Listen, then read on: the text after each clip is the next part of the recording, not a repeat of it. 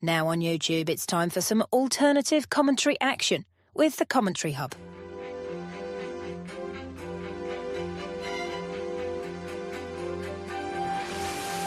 Gets headed by Marina, and it's 2-1 to Arsenal. Look at that point! Goal for Manchester City! Takes this corner, whips it in, it's headed and it's a goal, and it's that man, Gabriel. Liverpool have equalised. Lovely improvisational touch from Curtis Jones. Oh, what a goal! Wow, take it out!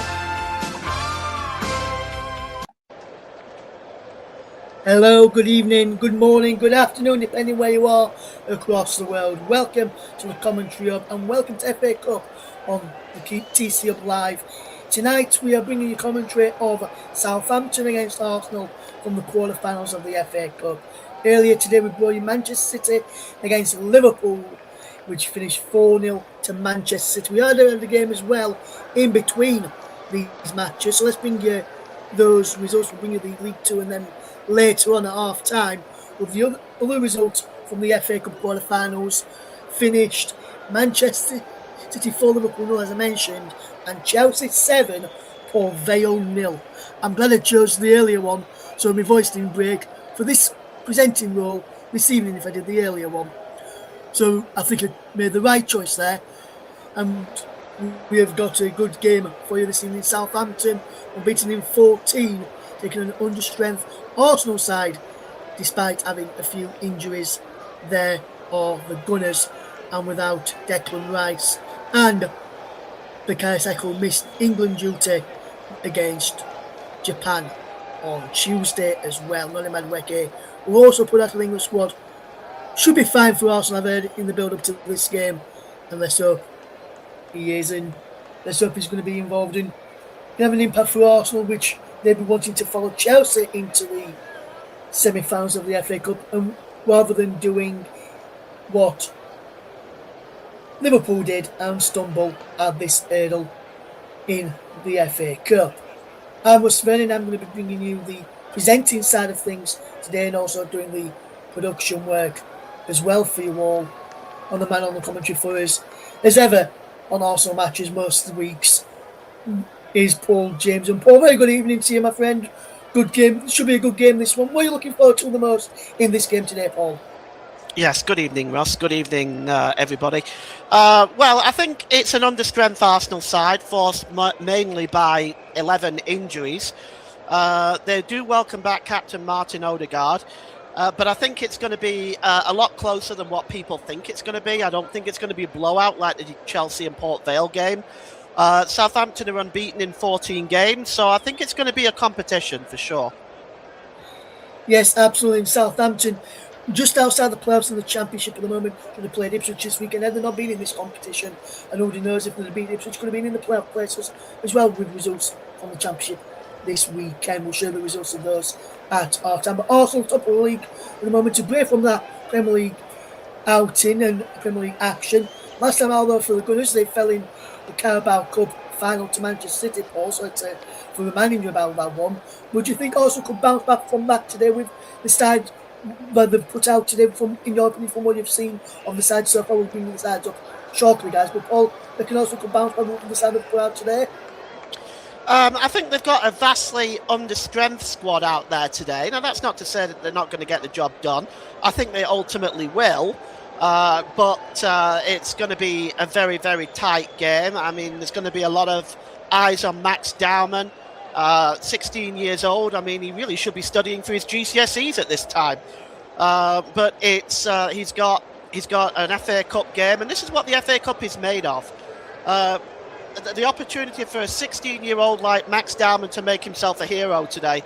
That's what the dream of football is all about. And but for Southampton, well, they've got issues as well, because this is the first of 7 games this month for them, and right after this game they've got a vital playoff 6-pointer against Wrexham. So it might be interesting to see what happens today. I expect to see plenty of substitutions. Yes, plenty of substitutions. Hopefully as well, Paul, plenty of goals. It's what we always want to see. Now, actually, we don't want the dreaded extra time or penalties, and so far this weekend in the FA Cup we haven't had that. Let's open up the case on it for you this evening, Paul. But I think it should be done in 90 minutes and should be a decent match for everyone to watch this and listen to this evening as well. If you're able to watch and turn the commentary down and listen to us here on the commentary, bringing you the game as we always do, the best commentary in the business out there. I do say so myself, and a big thank you to Nick earlier who produced my coverage of the Man City game against Liverpool, and he will be with you tomorrow to bring you the FA Cup semi. The teams are just about in the tunnel ahead of kick-off in what's going to be a big game on the South Coast, and with the all-important full match team news and full match commentary that you're waiting for, it's time for me to hand over to the man who's going to be on the mic for you. It's Paul James. Thank you, Ross. Welcome, everybody. FA Cup quarter-final, one of the most exciting weekends of the Football League calendar. Wembley just a step away for the teams that are participating in this quarter-final, for the semi-finals are held at the National Stadium. Southampton, well, an opportunity for them. They're chasing the playoffs, but what a chance for them to try to get through to the semi-finals. 14 games unbeaten, and under the manager, Tondo Eckhardt, the German has had much success since taking over in December on the South Coast. And the Saints, well, it's a capacity crowd at St Mary's. Let's take a look at the starting lineups, and we're going to start with Southampton, the host team, and Eckhardt has chosen this lineup with Daniel Peretz in goal, Ryan Manning, Nathan Wood, Taylor Harwood-Bellis, the captain, and James Bree make up the back four. The two holding midfielders is Kasper Janda, the German, and Cam Brigg. And the front three behind Ross Stewart is Leo Cienza, Finn Azaz, and Tom Fellows. Southampton will be in their yellow jerseys today to commemorate 50 years since winning the FA Cup, beating Manchester United on that day at Wembley Stadium 1-0. Should also be noted the last time these two teams met in the FA Cup here at St Mary's, Southampton won that 1-0 as well. Let's take a look at the Arsenal lineup. Well, only one defeat in 14 games themselves. That defeat in the League Cup final last weekend. Let's see how they will react to that. Kepa Arrizabalaga maintains his place in goal despite the error of the first goal. He's backed up by Miles Lewis-Skelly, Gabriel, who scored the own goal in that FA Cup meeting the last time these two sides met, Christian Mascara and Ben White. Kai Havertz, Christian Norgard and Martin Odegaard are the three in midfield. Odegaard with the armband. Gabriel Martinelli, Gabriel Jesus and 16-year-old Max Dowman for Arsenal. Our referee today is Sam Barrett, and he's from West Riding in Yorkshire. His assistants today is James Mannering and Wade Smith, with Thomas Bramall in for official duty, and VAR is occupied by James Bell and Nick Hopton. Let's hope we don't need those today. Looking at the head-to-heads between the two sides, it's largely dominated by Arsenal. 55 wins to Southampton's 23, 30 draws. The last meeting was Arsenal with a 2-1 victory in the Premier League. You look at that win percentage, it's massively higher. 2-1 ratio victory for Arsenal over Southampton. And Southampton at the moment just outside the playoff place in the EFL Championship. Let's take a look at the two starting goalkeepers. Daniel Peretz, the Israeli international. He's played 17 games this season with Kepa Arrizabalaga on 9. Good win ratio for Peretz, 17 wins, 12 defeats and 10 draws. 13 goals conceded with a 0.75 goals against average. Pretty impressive for the Championship. And, well, for Kepa, 7 goals conceded. He's got that excellent defence in front of him. 7.580 goals, save percentage, 80% actually for Daniel Peretz. Extremely impressive for this level of football. Well, The players just gathering at the centre circle as Mikel Arteta feeling the heat, really, after the defeat to Manchester City, knowing that, well, it looks a clear lead at the top of the table. It's also very deceiving. They still have to play Manchester City at the Etihad, and City do have a game in hand, so that 9-point lead could very easily be chopped down to 3. Referee Samuel Barrett. Arsenal just doing their final preparations. They're in their red and white jerseys today, with Southampton in yellow and blue. As I mentioned earlier, just to commemorate the 50 years since they won the FA Cup with that 1-0 victory over Manchester United. A famous day in Southampton's history, and what a shock it was. Large capacity crowd making a lot of noise at St Mary's today. What a huge game and a huge opportunity it is for them, but they are coming up against a giant in Arsenal. And final preparations by the Southampton team. Arsenal are ready to go. They're going to be attacking the goal to our right. Just waiting for the Southampton players to take their tracksuit tops off. And there's a bit of a delay here, which Sam Barrett can't be too impressed about. There doesn't look to be an empty seat in the house, I have to tell you. It looks absolutely jam-packed to the rafters for this FA Cup quarter-final this evening. Wherever you're joining us from, welcome. And Kai Havertz is about to get this game underway. We're just waiting for Sam Barrett to blow his whistle.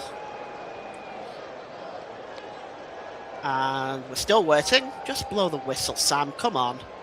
And Kai Havertz gets us underway.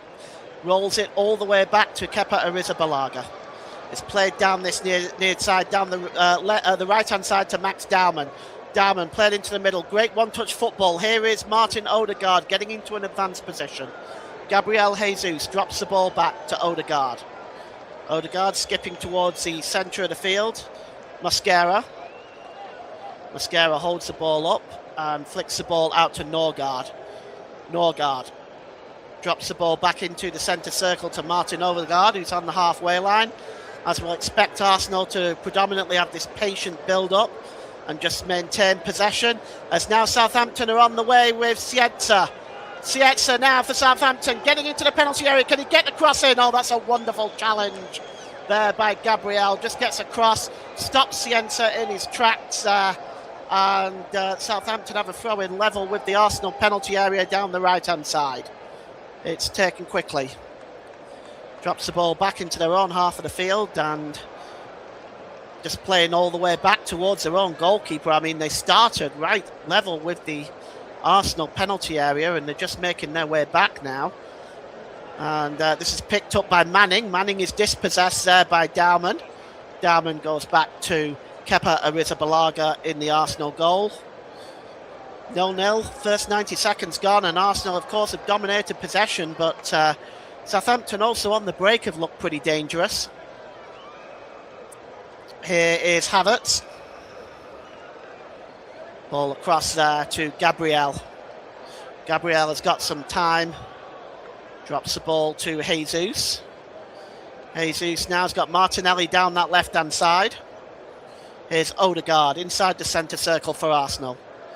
Cross down to the right-hand side to Mosquera. Down now to Dowman. Dowman plays the ball into the middle to Odegaard. Odegaard, he's got a little bit of time and space out wide there to Dowman. Can he get the cross in here?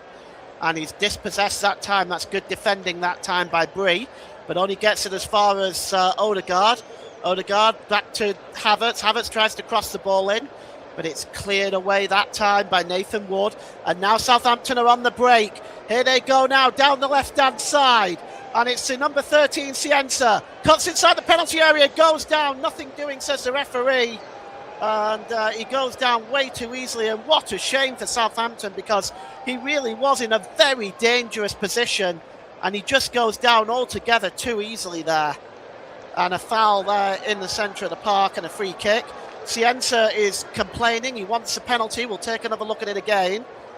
Well, I think he goes down too easily here. Gabriel makes contact with him, but I think he runs into Gabriel's leg rather than Gabriel's leg actually kicking him or trying to bring him down. I don't think we're going to see a penalty here. But just going to see an Arsenal free kick, I think. They're reviewing it right now. And already we can see VAR getting involved. Russ says no penalty for him either. And it is going to be just a free kick to Arsenal as that has been cleared. Taken by Norgard. He gives the ball there to Gabriel, who was responsible for that challenge.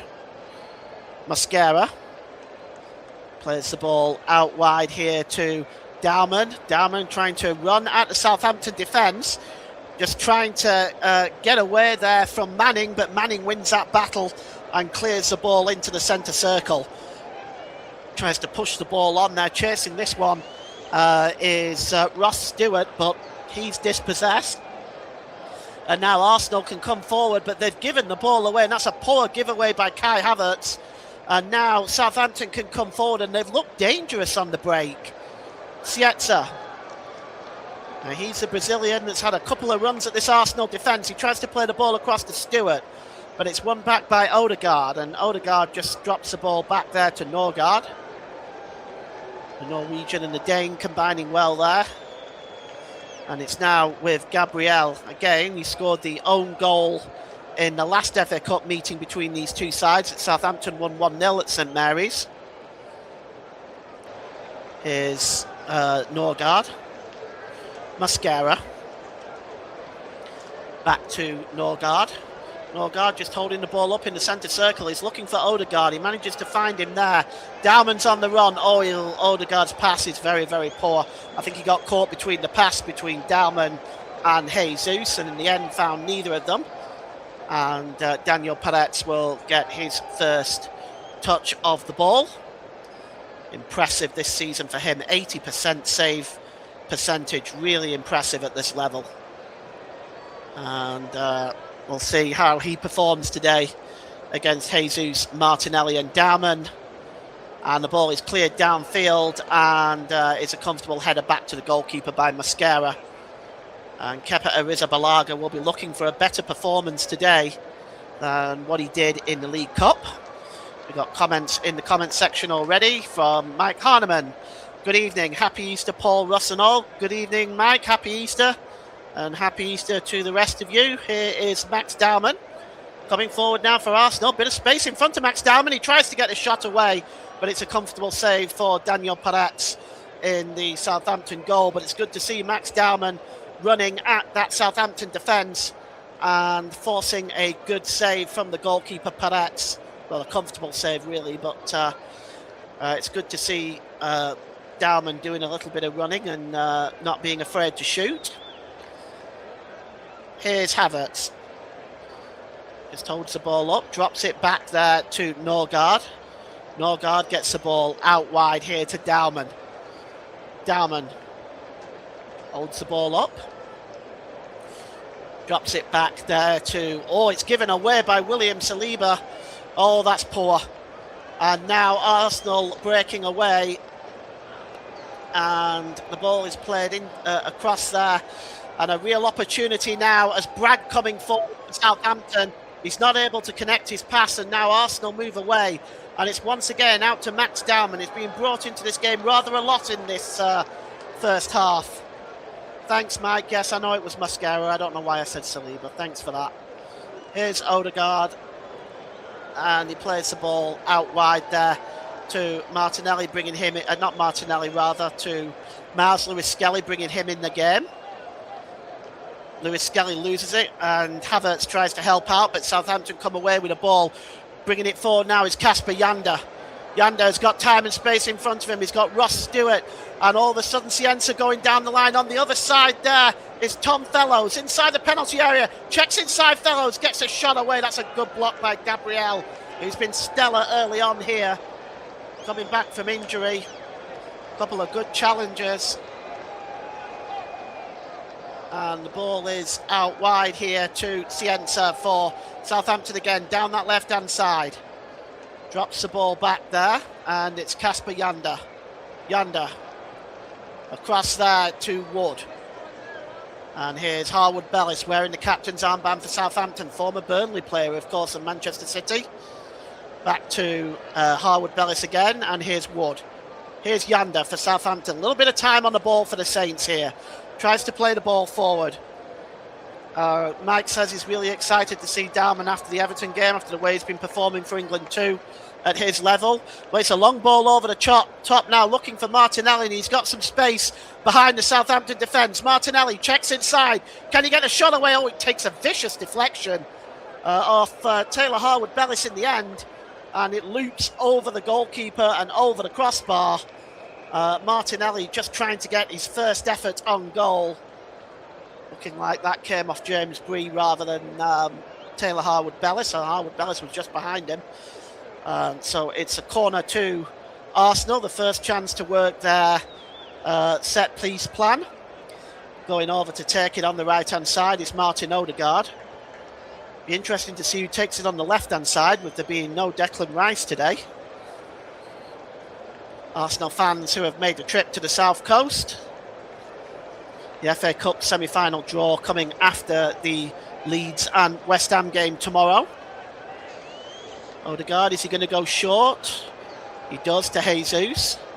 Jesus pulls the ball back there, right to the edge of the area, and there's a shot. Oh, and a header over the crossbar. Fantastic defending by Taylor Harwood Bellis. Oh, it came right to the edge of the area there for the shot. And that was really brilliant. And it was Taylor Harwood Bellis from Havertz's shot that was just headed over the crossbar. Fantastic piece of defending by the skipper. And it's a corner now for Arsenal on the other side. On the left-hand side, it's going to be taken by Gabriel Martinelli. It's going to swing this one in.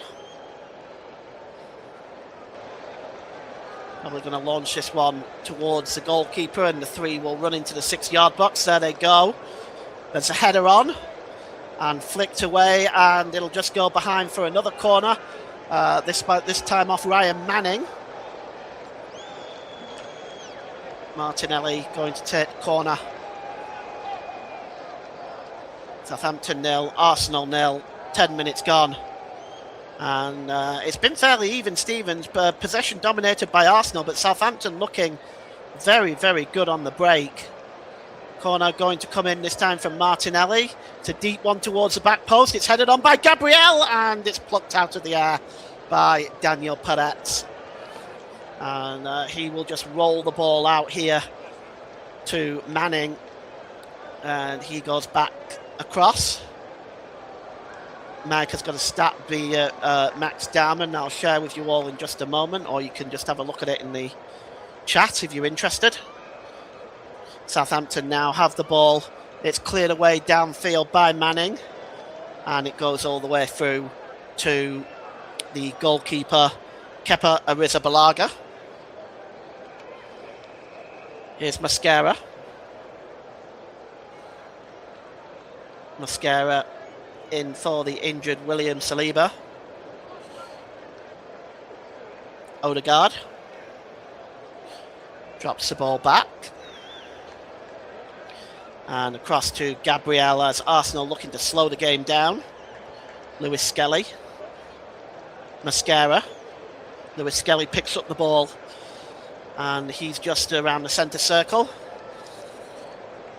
Max Darman is distantly related to former Arsenal and England captain George Mayle. I didn't know that, Mike.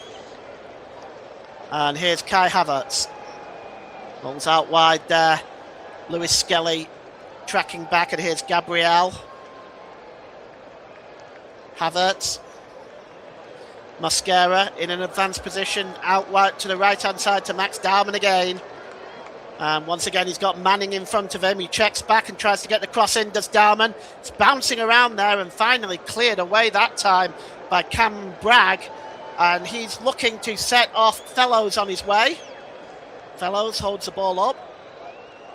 Bree goes the ball long. Oh, he's looking here for Finn Aziz, and he tries to drop the ball back there to Sietza, but running in and winning the ball back really well was Max Darman, checking back very, very well there.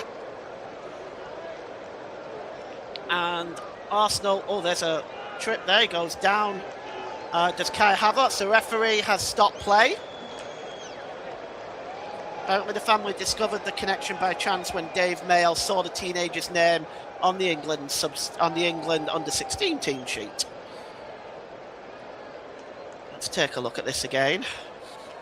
Opportunity there. Well, it was brought down by Finn Aziz, but you can see here his control just let him down a little bit, the Irishman.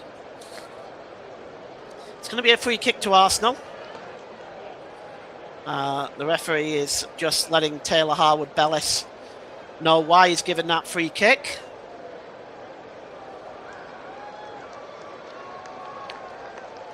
And Ben White is standing over it.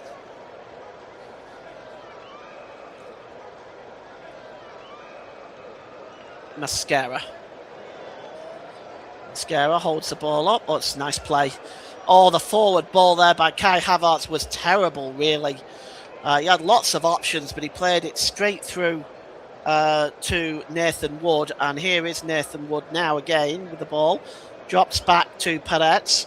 Peretz releases the ball to Yanda. Yanda tries to clear the ball forward. And just winning that ball back is is Miles Lewis-Skelly. And there's Martinelli to Lewis-Skelly. Lewis-Skelly tries to get the cross in. Southampton saved the corner there. Bit of good work that time by James Bree. Bree again. He's going to go long this time. He's looking for Sietza.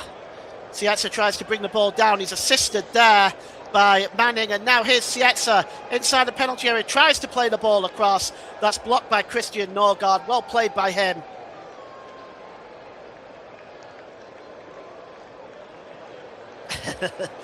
And here is Martinelli now for Arsenal. Going to try and make a run to the byline. Gives it to Kai Havertz in the penalty area. Good challenge that time there by James Bree on Kai Havertz. Simple pass for Martinelli. Havertz had so much time here. He just delayed, and it was a really wonderful challenge in the end. And it's a corner. And you can already see some discomfort on the Arsenal bench there with Mikel Arteta. Fourth corner of the game for Arsenal. It's going to be swung in, this one. Martinelli just waiting there. Drops the ball back. Here's Lewis-Skelly. Edge of the area. Is he going to have a shot? He doesn't. He lays it off to Dowman. Dowman's not afraid to have a shot. It was blocked. A volley there by Jesus. Breaks loose to the edge of the area. It's Gabriel now and Dowman once again. And Mike says, can see that defence of ours hasn't played much together. Yeah, it looks a bit shaky early on, doesn't it? Cross coming in, and it's all the way through. Well, it was almost a cross between a cross and a shot by Gabriel Jesus. It had Daniel Piazza scrambling. Perezze scrambling, I should say. And it just goes wide of the target, but nothing there for Arsenal, who have certainly dominated possession early on in this game, but not really forced the goalkeeper into any meaningful saves so far. And it's cleared downfield by Perezze.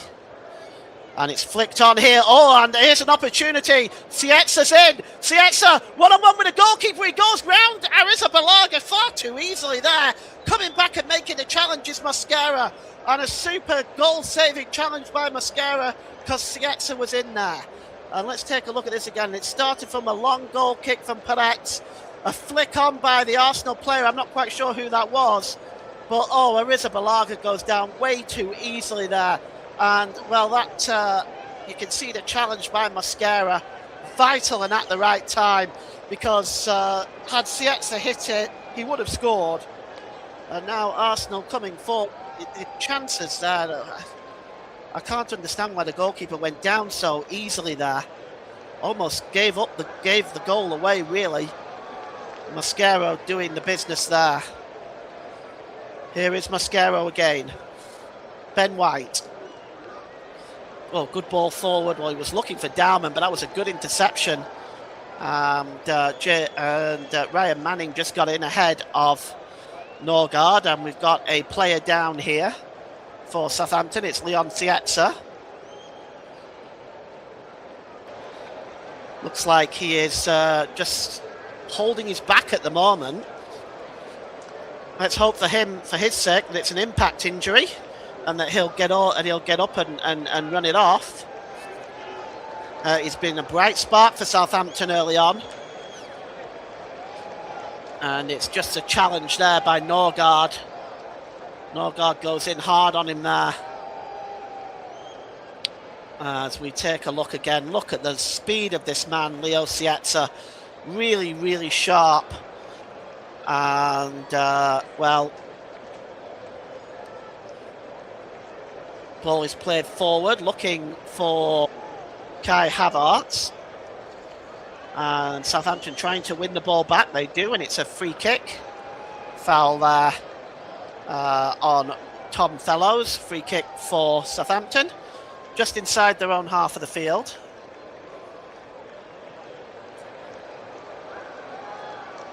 Mikel Arteta just looking on. Cleared downfield. And over the top, Christian Mascara, just drops the ball back to Ariza Balaga. Good play by him.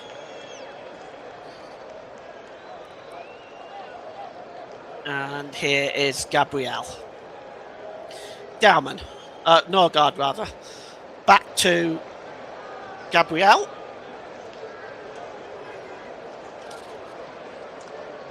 And across here to Miles Lewis-Skelly. Back to Gabriel again. Gabriel, good ball out wide to Odegaard. Odegaard has got Dowman up alongside him, is connecting well with the young man. Dowman now against Manning again. Gets to the byline, Dowman, but runs it behind for a goal kick. And so far, Ryan Manning just getting the better of Max Dowman in this first half. It's quite an interesting battle between the two.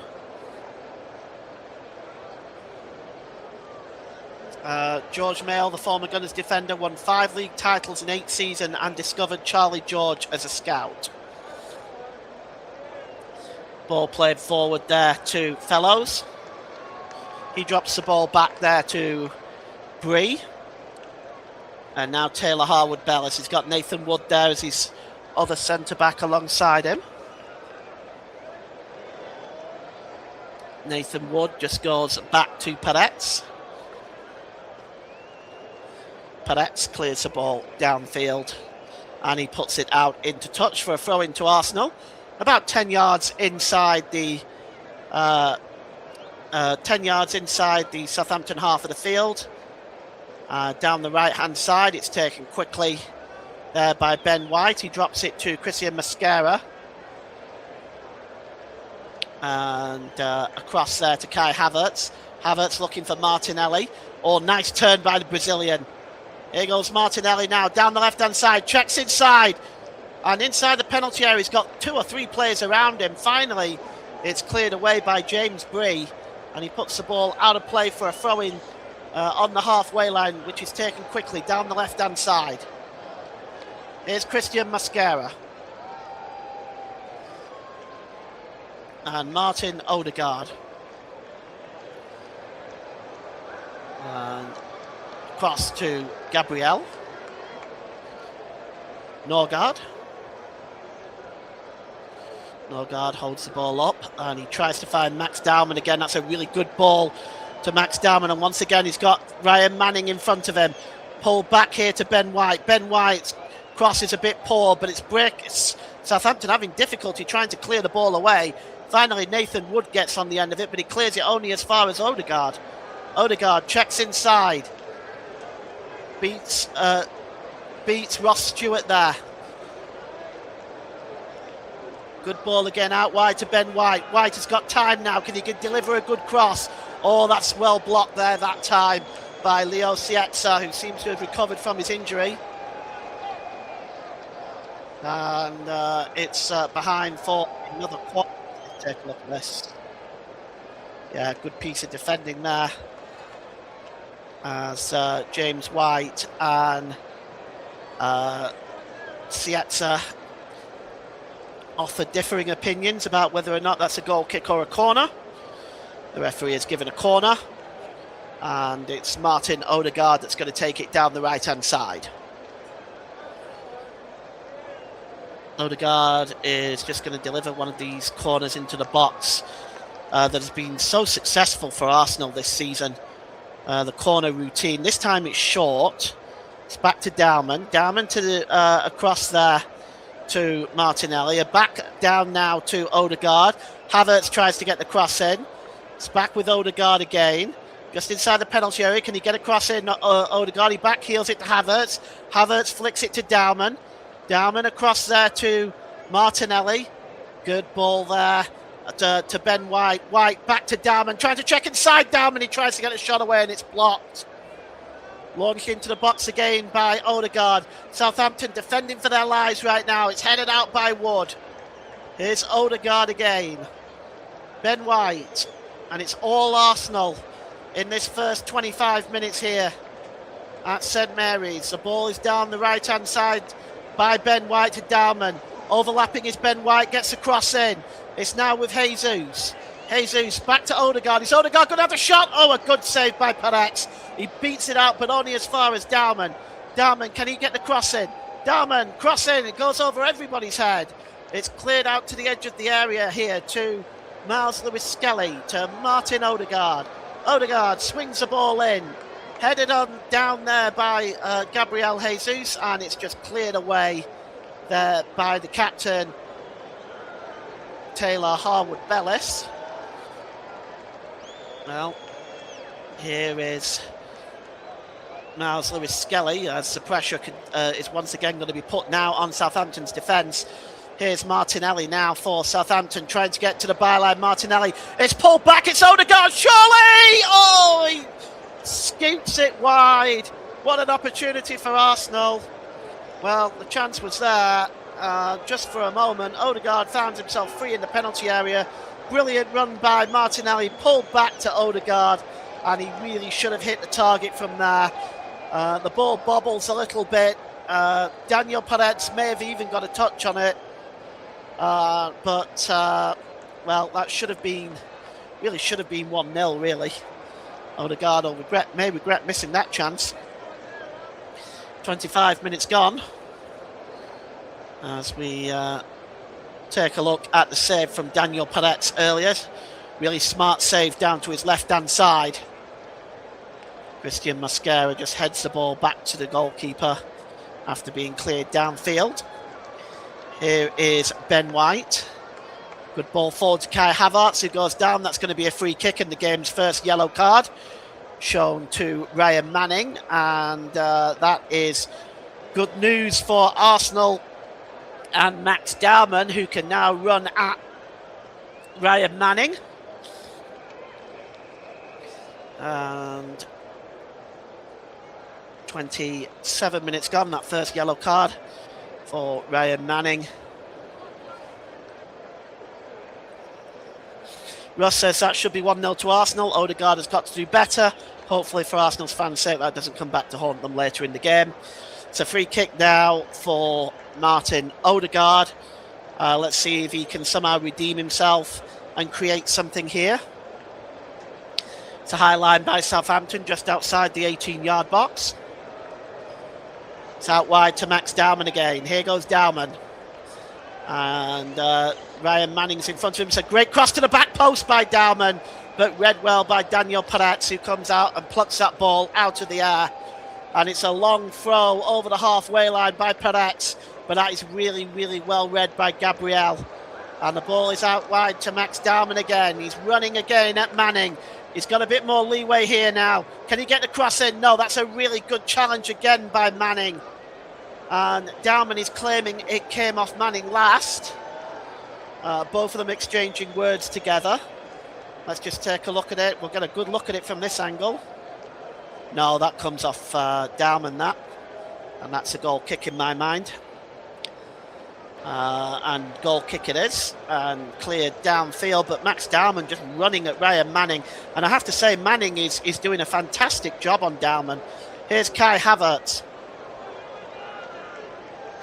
Ben White is overlapping down the right hand side, back to Havertz again. Here's Odegaard again, nice one touch there to Ben White. White just trying to hold the ball up. Southampton really defending well. Here's Dowman inside the penalty area, tries a shot, and it's right at the goalkeeper, Peretz. Really good save, and this time it most surely is a corner. Mike says Dowman is cooking again tonight, already impressed. Well, he's certainly not afraid to shoot. He's certainly not afraid to run at defenders. But between this most interesting battle between Dowman and Manning, I'd say Manning's just getting the upper hand at the moment. It's corner to Arsenal. And Odegaard is going to take it down the right-hand side. He's going to swing this ball in.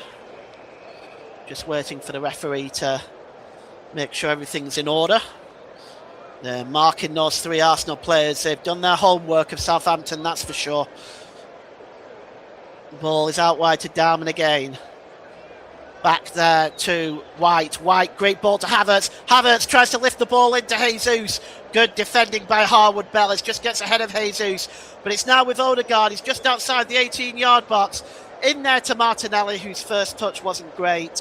And it goes behind for a goal kick. And Max has got to agree, but he's also got to be extremely careful now he's on a booking. Yes, I agree, Mike. That's why I said it's really good news for Max Dowman now, and a chance for him to really run at Ryan Manning. They'll have to be very careful on this situation. Here is Manning. He drops the ball back to Wood. Wood goes back to Peretz, and Peretz, virtually on his goal line, clears the ball downfield. And header is won there by Mosquera as Arsenal just continue to pile on the pressure. Southampton just, well, at the moment they're just clearing the ball but giving it back to Arsenal. Here's Odegaard. Odegaard tries to get the cross in. Blocked that time. It goes all the way towards the corner flag. Odegaard picks it up. And there is Ben White. Back to Havertz. Havertz may fancy a shot himself. Oh, and it's just wide. Took a deflection and Havertz's effort goes wide. The deflection taken, I think they're off Wood. You can see the goalkeeper was, well, he was beaten there, wasn't he? That was on target, that was going in. And the corner is going to be taken by Martinelli on the left-hand side. He's going to swing this one in. We've played just over the half-hour mark. It is still Saints 0, Gunners 0. Corner coming in. It's going to be short here, I think. Once again, they've decided not to go for the long routine. And here's Martinelli. Drops the ball back. Miles Lewis-Skelly. Skelly, good ball there to Havertz. Havertz gets across towards the back post. Looking for Dowman. It breaks loose. And it's Gabriel, and Dowman is alleged to... Norgard, rather, is alleged to have fouled Ryan Manning. And it's going to be a free kick to Southampton. And Daniel Peretz is just going to take his time with this, I think. Let's see. We can get the ball cleared downfield. At the moment, the early break and early chances that Southampton have had, well, they seem a long distance ago now, as in the last 15, 20 minutes or so. You have to say it's really been all Arsenal. Peretz now is going to take this free kick and launch it downfield. Southampton have attacking options on the bench. Canadian international Kyle Larin's on there. Cleared downfield. Knocked on there. Here's an opportunity for Ross Stewart. Stewart there is just tackled well there by Norgard, and it goes back to Arrizabalaga, who was really put under pressure from Ross Stewart there. But you see here, Stewart had the time, wasn't able to get the shot away. It was a bad move, I think, by Norgard there just to get the ball back to the goalkeeper. I think it put Arrizabalaga under a lot of pressure there. Mike says Kepa looks nervy for me and Gabriel. I'm wondering if Big Gabby isn't playing at 100%.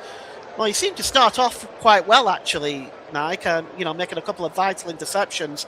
But I think Mascaro and Gabriel are not used to playing together, that's for sure. And they're just maybe not able to connect well. That's something that Arteta will have to look at. Here's Ben White, though, for Arsenal. Ben White gets into the penalty area. Oh, it's pulled back to the edge of the area, but it's straight to Kasper Janda, who clears the ball long, looking for Sietza. Sietza, dangerous on the ball. And he's going to run again at Mascara. Sietza gets across to the back post. Oh, it's over the head there and picked up by Fellows. Fellows turns back.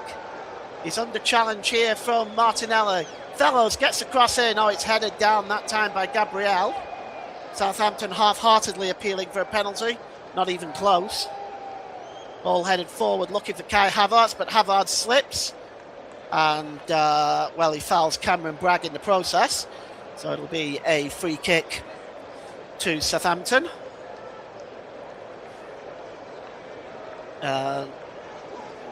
Not used to playing together. White and Lewis Skelly too. Yeah, that's true. So it's almost an entire change back four.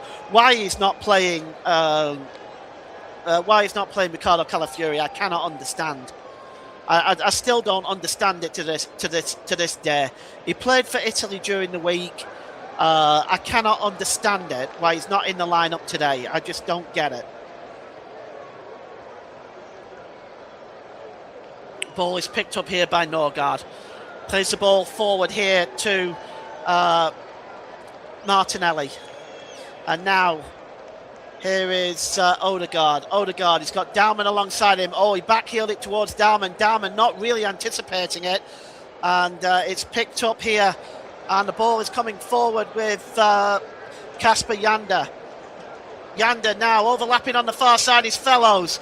Is Janda going to get the cross? And he can. He's looking for Ross Stewart. Stewart brings the ball down and he scores. And Southampton take the 1-goal lead at home. I have to say, Arsenal's defence has been looking very, very shaky. They could have been more than one down, to be fair, with a chance earlier on from Sietza. This time they are suitably punished. On 36 minutes, it's Ross Stewart that is the goal scorer. Well, that is a finish for, and Southampton fans are on their feet, and well they might be. It's a super finish, and Arsenal's defence looking, well, very, very weary here.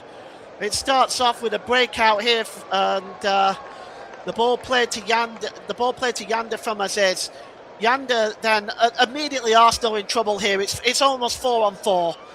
Janda gets the cross in to Stewart. It's right over the head of Ben White and smashed home by Ross Stewart to give the Saints the lead. And in this FA Cup quarter-final with 36 minutes gone, it's Southampton 1, Arsenal 0, as Southampton rolling back the years. A really good finish there. And, Mike says awful from White. He looks extremely flustered. I'm wondering if the reception he got for England has affected them. That's a really good point, Mike. We don't really know where the effect has had on Ben White. Again, probably shouldn't be starting today. And, they are 1-0 down. It's a free kick to Southampton. Foul on Kasper Janda. Arsenal are at the moment 1-0 down. They did fall 1-0 down to Portsmouth, I believe, as well in the earlier round. So this is nothing new. But that finish from Ross Stewart, was absolutely fantastic. Brought down well. Beat Arrizabalaga into the bottom left-hand corner. It really was a superb finish. Here's Sietza now for Southampton. And Sietza goes down. The referee has given a free kick in a very dangerous position, almost level with the 6-yard box down the left-hand side for Southampton. In fact, he goes down, he buys that free kick, really. White did not make any contact with him, but the free kick has been given. And he moves into the penalty area, or he may even decide to take this free kick. Standing over it is also James Bree, as well as Leo Sietza. To swing this one in now. Sietza leaves it. It's going to be James Bree that's going to swing it in for Southampton, leading by a 1-0 with 7 minutes to go until the break. Let's see whether this one, see how this one goes. It's going to curl this one in towards the back post. Good fist by Arrizabalaga. Gets that out to the edge of the area, but here's Yanda now. Long ball back across, and again, it's just over the head there of Tom Fellows. And let me just say this again. This ball over the top is catching the defenders out every time. Just over his head there. Every single time. And it's Taylor Harwood-Bellis actually, but it goes over his head. And it's every single time they're being caught out with that ball over the top. And Arsenal have to address that. Ball played forward. Chasing this one is Odegaard. Going down under pressure there is Kasper Yanda from Odegaard, and the referee has given a free kick. Odegaard doesn't agree with that decision and remonstrates with a linesman down this near side who actually gave that free kick. There wasn't much in it either, to be honest. And Odegaard just has to just get on with it, I'm afraid. Here is the ball is launched forward by Manning, and Kepa Arrizabalaga comes out to deal with it this time. He's way out of his goal, and there could be trouble here as it's Finn Aziz for a moment looking to beat Arrizabalaga, but he was back in his goal in time anyway. But perhaps Kepa should leave that for the defenders going forward. Here is Norgard, plays the ball over the halfway line. That's one back twice there.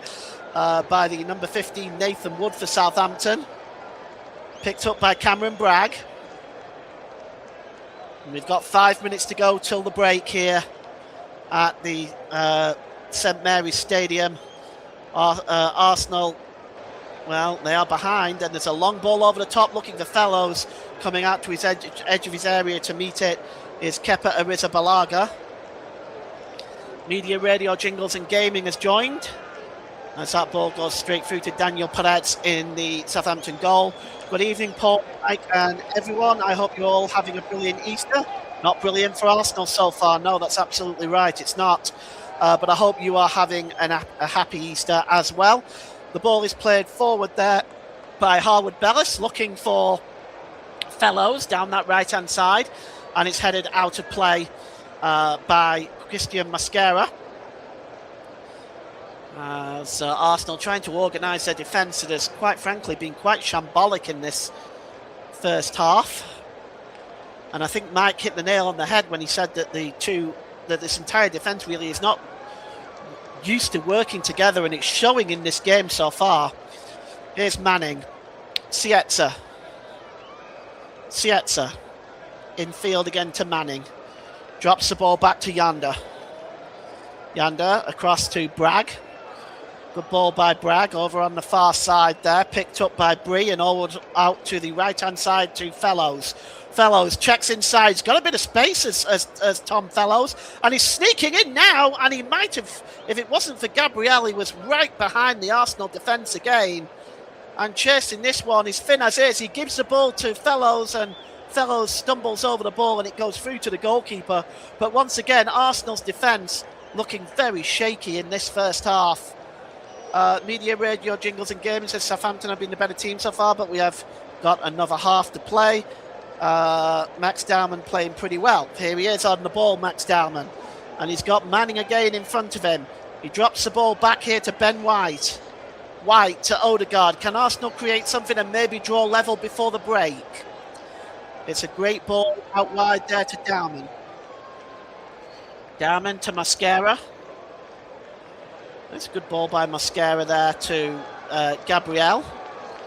Here's Norgard. Helping along there is Mascaro. The two Arsenal defenders, Gabriel and Mascaro, both in advanced positions. Odegaard gives the ball to Dowman. Dowman checks the ball inside, tries to play the ball through, but Gabriel Jesus not making the gamble on that. It's cleared downfield, and Odegaard goes back to fish the ball out again. Here's Odegaard, plays the ball down the right-hand side to Ben White this time.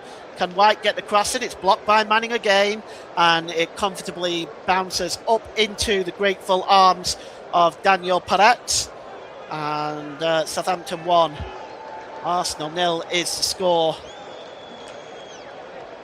And the ball made downfield, and it's a short back pass there by Gabriel. Arrizabalaga having to come out and chase that. And he's having words with his defences, Kepa. I'm not entirely surprised. And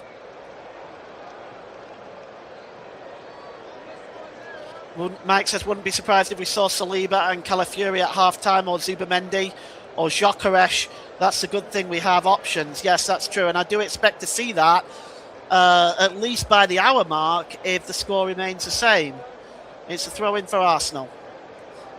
Taken by Miles Lewis-Skelly to Mascara. And it's a good ball there to the number 8, Odegaard. Drops the ball out wide there now to Ben White. It's a long ball across to Martinelli. Martinelli at the corner of the penalty area on the left-hand side. Checks inside, does Martinelli. Well, he's got options here alongside him. Kai Havertz gives it to Miles Lewis-Skelly. Arsenal really struggling to break down this Southampton defence, which has been absolutely stellar in this first half. And it goes all the way back to the goalkeeper, Arrizabalaga, as Arsenal will start again from the back. Yeah, Madueke might be a good option, Mike, I think. I think they're going to have to do something at half-time if the score remains the same. Here's Odegaard. Backed with Dowman. Norgard drops the ball back into the centre circle. Back to Norgard again. Good ball to Jesus. To Norgard. Back to Martin Odegaard again. That's a good ball out wide though by Gabriel, and it's Martinelli now. Checking inside, pulled back to Odegaard. Is he going to have a shot? He gets the cross in. Cleared away by Manning. It's back into Ben White. Can White cross in? Dowman rather. Can Dowman get the cross in? Pulls it back to the edge of the area, and there's a shot by Havertz, but it's straight down the throat of Daniel Peretz as we have a minute of stoppage time at the end of this first half. A minute for Southampton to just kind of hold on to this lead, to go into the half-time break with a lead. That's headed back to Arrizabalaga from Gabriel. More solid play from him that time. We've played just about that minute. Almost half-time at the St Mary's Stadium. It's out wide here now to Norgard. Ball played forward to Jesus. Jesus is dispossessed, and that'll be a free kick for the foul on Yanda. And that is the half-time whistle. Well, it is half-time at St Mary's. The goal on 36 minutes by Ross Stewart is the difference. Southampton beating the leaders of the Premier League right now at half-time. At St Mary's, it's Southampton 1, Arsenal 0. Thank you very much there to Paul James for his excellent first half commentary in what has been a bad half of football for Arsenal as they trail by a goal to 0 at half-time. Ross Stewart is the goal scorer, and his goal is the difference between the two sides as we go through our half-time break. But before we do that, we will bring you some scores from the matches that have been played over the weekend thus far, not only in the FA Cup but in the Football League as well. And we'll start off with the FA Cup and the half-time scores. Well, 2 full-time scores and 1 half-time score. Full-time in our earlier game, Manchester City 4, Liverpool 0. If you want to listen to that one, you can do a little bit later on with myself on commentary for that one. Nicholas Jones, excellent on the producing side of things earlier on today as well. Chelsea 7, Port Vale 0 in the quarter past 5 kickoff and our 8 o'clock kickoff, which our commentary game is right now. It is Southampton 1, Arsenal 0. West Ham United against Leeds United is at 4:30 tomorrow. The 5th of April 2026. And I've got a bit of news about that game to bring you very, very shortly regarding the Leeds United fans and what's going to be happening there at the London Stadium ahead of the kick-off tomorrow there. We'll explain a little bit more shortly. Let's go into the Championship then from the results from yesterday, Friday. It finished Middlesbrough 1, Millwall 2, Birmingham 0, Blackburn 1, Charlton 1, Bristol City 2, Leicester City 2, Preston North End 2, Norwich City 1, Portsmouth 1, Oxford United 1, Hull City 1, QPR 2, Watford 1, Sheffield United 3, Swansea City 3, Stoke City 2, Sheffield Wednesday 0, West Bromwich Albion 2, Wrexham 2, and Coventry City 3, Derby County 2. Going into League 1 on Thursday, it was Wigan Athletic 0, Leyton Orient 0. And on Friday was Doncaster 0, Mansfield 2, Blackpool 1, Exeter 0, Bradford 1, Northampton 0, Burton Albion 1, Barnsley 1, Huddersfield Town 1, Reading 1, Lincoln City 1, AFC Wimbledon 0. Lincoln just need a point on Easter Monday to gain promotion to the Championship.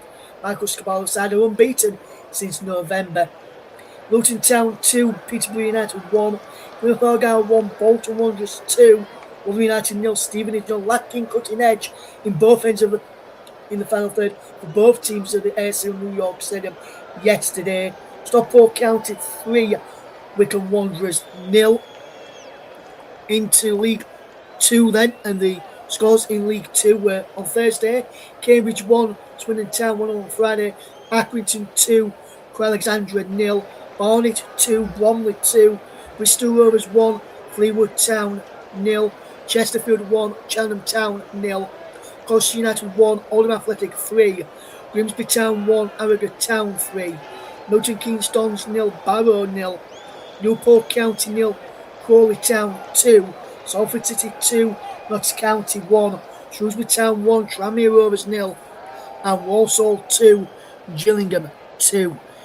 Right, I did mention about something that's going to be happening at the West Ham versus Leeds game tomorrow. And just to tell people who are not aware of that, in the game tomorrow at the London Cinema half time, well, before the game starts, there's going to be Reeve Slated out in front of the Leeds United fans, as it's 26 years tomorrow that Leeds United fans Christopher Loftus and Kevin Spade travel to Turkey, to Istanbul, which Leeds United take on Galatasaray in a European match. They never came home. They were brutally murdered on that evening, and our thoughts with everyone here at the TCHub, with the families and friends of those and everyone connected to Leeds United. There will also be a minute's applause at the kick-off from both fans, and on the 26th minute like they've done for the past 26 years, and they did on the night in Istanbul. Leeds fans will turn their backs on the game for a minute in support of Chris and Kev. Gone but never forgotten. Let's go back to today's game, and we are at half time at the moment in the FA Cup quarter final, where it is Southampton 1, Arsenal 0. And I'm delighted to say we are joined by Arsenal fan Mike Orneman, who's joined us for the half-time break. And Mike, very good evening to you, my friend. What you've made to that first half? Arsenal have not yet got up to their full speed and what they would expect Arsenal to do against the Championship side. No, we haven't. Evening, Russ. Evening, everyone. Happy Easter to you all as well. And I have to agree. I think that I said it in the chat there, and Paul mentioned it in the commentary, that the defence haven't really played much together, and that's showing. You know, there's the likes of Saliba, who's on the bench, Calafiori that's on the bench, and we've got players like Ben White, who is a little bit sort of shy on confidence after the England situation, like Kepa as well with the Carabao Cup situation as well. Miles Lewis-Skelly, that's not played minutes really this season. Christian Mosquera, who has very rarely played alongside Gabriel, who may or may not be playing at 100% fitness. And then we've got players like Odegaard, who's coming back in, has been trying his best to make something happen. But, you know, Southampton have done their job very, very well defensively. They've kept the likes of Odegaard and Havertz and Jesus have been completely anonymous in that half. Downman's been the bright spark really for us, but in terms of Southampton, I really like their performance. I think Cienza's been really, really good. He's looked lively and bright, and on the goal as well, it was a well-taken goal. So, yeah, a lot of work to do for us in the second half, and especially at half-time here with potentially looking into the subs as well. We've got Madueke, we've got Gyökeres, we've got Zubimendi, and if we want to change it defensively, we've got Saliba and Calafiori as well as options. Yes, absolutely, man. You just mentioned about Cienza there, and I'm just wondering, when he gets that ball, is it over to him for the one-on-one that he had with Kepa? Why, when he went round him, why didn't he hit it first time instead of trying to go a bit further wide? Because you could always tell that Mosquera was coming across and forcing him wide, but he was involved again in the build-up to the opening goal as well. Cienza, as you mentioned, has been bright, but Stewart as well has caused a few problems, and he got the goal. And White, I think he just mistimed his jump. Yeah, that's another one. Of course, Ross Stewart as well. Ross Stewart's also looked really, really good. He's led the line really well and took his goal brilliantly too. So yeah, for sure, he's been impressive too for Southampton. Yes, and now just going on to, as you mentioned about his performance and just looking at his chance, you think he probably should have hit it? Do you imagine you think Senza probably should have hit it first time when he rounded Kepa rather than taking that extra touch? Or do you think he did the right thing trying to take that touch, take it away from the defenders? No, I think he's got to hit that first time. It's a poor header backwards from Gabriel. He's not aware of what's going on behind him, whether that's Kepa or Mosquera or whatever. But no, I think he's got to hit that first time. It's good that Mosquera gets back and makes the challenge, but as Paul said in commentary, I'm not sure what Kepa was doing as well. He really just kind of sat down far too easily and was kind of resigned to it being a goal, really. But yeah, I think Cienza's got to hit that first time. But as I say, I've been quite impressed with him and Southampton overall in that half. Yes, absolutely, man. You're looking at the Southampton side, and you mentioned about Arsenal playing a lot together. This back line, when they've only played a handful of times together, they've probably played a bit more than Arsenal's back line. And you're right to question that in the game, and Paul in the chat to Paul and Paul too in the commentary. The back line for Arsenal, I know they've not played together much, was like, for me, I know they've played together parts this season, but not all the time. It's like they've not played together at all. When you look at that first half, that's what I was about to say, Mike. I was about to say, it's like Arteta's just gone in there, who's available, and just gone, right, let's put who's back one with the pick today. One, Ben White, you're playing right back. Next one, Mosquera, you're I think that's a mistake. I know obviously we've got Yuri and Timber out, and he may have been touch and go for this game, and I think that if there was any chance of Timber playing today, he would have played because of the situation of Ben White at England, getting booed twice. Really, it was in midweek and in the first game as well, and obviously giving away the penalty and everything that happened there. Yeah, fair enough, he scored as well, but the rest of it kind of outweighed that. Yes, absolutely, Mike. And you've got to say, I think you're right to say, Mike, like you mentioned in the comments, I think that that reaction we got from England fans, and obviously I was there on Tuesday against Japan. I watched the first game on TV, like majority of the people did. And the boos, we heard the boos on Friday night. Well, the boos for me were louder, and I'm not sure whether that was just in stadium or not, but the boos were louder in the stadium on Tuesday evening from what I heard on TV. It was like more fans were there, and more fans were making the frustration of Ben White. The thing is, what I'll say about Tuesday night's game is it was obviously a very poor performance all round from England. It wasn't just Ben White. It was, there was a lot of frustration from England fans in general because of the lack of performance that we had. And obviously we had a lot of players missing, Rice, Saka, etc. as well, Kane, that weren't involved. But you'd expect us to be beating Japan. Yes, Japan are a great side. They've caused other nations problems like Germany and like other nations as well. But at home, you'd expect a performance, especially being the last game before a major tournament. Yes, absolutely, man. So I'm wondering, like you mentioned, whether that effect is still an effect in his brain, and maybe he spoke about that to Arteta, or maybe he's felt I can cope now I'm back at club football, and maybe he's spoken to Tuchel after the game as well to see what the plans are moving forward, and maybe if you can get this out to his system quick, I know it's not a quick fix, but say if Tim is going to be out long term, you don't want someone like that playing a right back if he's going to be being put off by fan reaction. Maybe if you. Most definitely, and I would not be surprised to see him getting hooked now. I think that if his confidence is as low as I'm saying it is, put Mascara at right back, put Saliba alongside Gabriel. That's what you need to do. It's sometimes you have to take him out of the firing line, and I think that's the perfect thing for Arteta to do at half-time here. Yes, absolutely. Mike, do you feel, from what you've seen in that first half, you've had enough chances to get back in this game and progress in the competition, or do you feel where Southampton are defending and attacking, you could be heading out of the competition just like Liverpool did earlier today as well? No, we've got enough options on the bench for me. I think we will see Gyökeres, we will see Madueke. Obviously, as I mentioned, he's been very good in this tournament this season. He's had a lot of goals and assists and impacts on games. So I think we will see him at some stage. We probably will see Zubimendi at some stage as well. But yeah, I think we'll have to go to the bench probably no later than the hour mark if you want to have these players have a bit of an impact on the game, because, as I say, bar Dalman, Martinelli, Havertz, Odegaard, Jesus, etc. have all been very, very quiet. So yeah, I think we'll have to go to the bench sooner rather than later if things don't change and improve. Yes, absolutely, Mike, absolutely.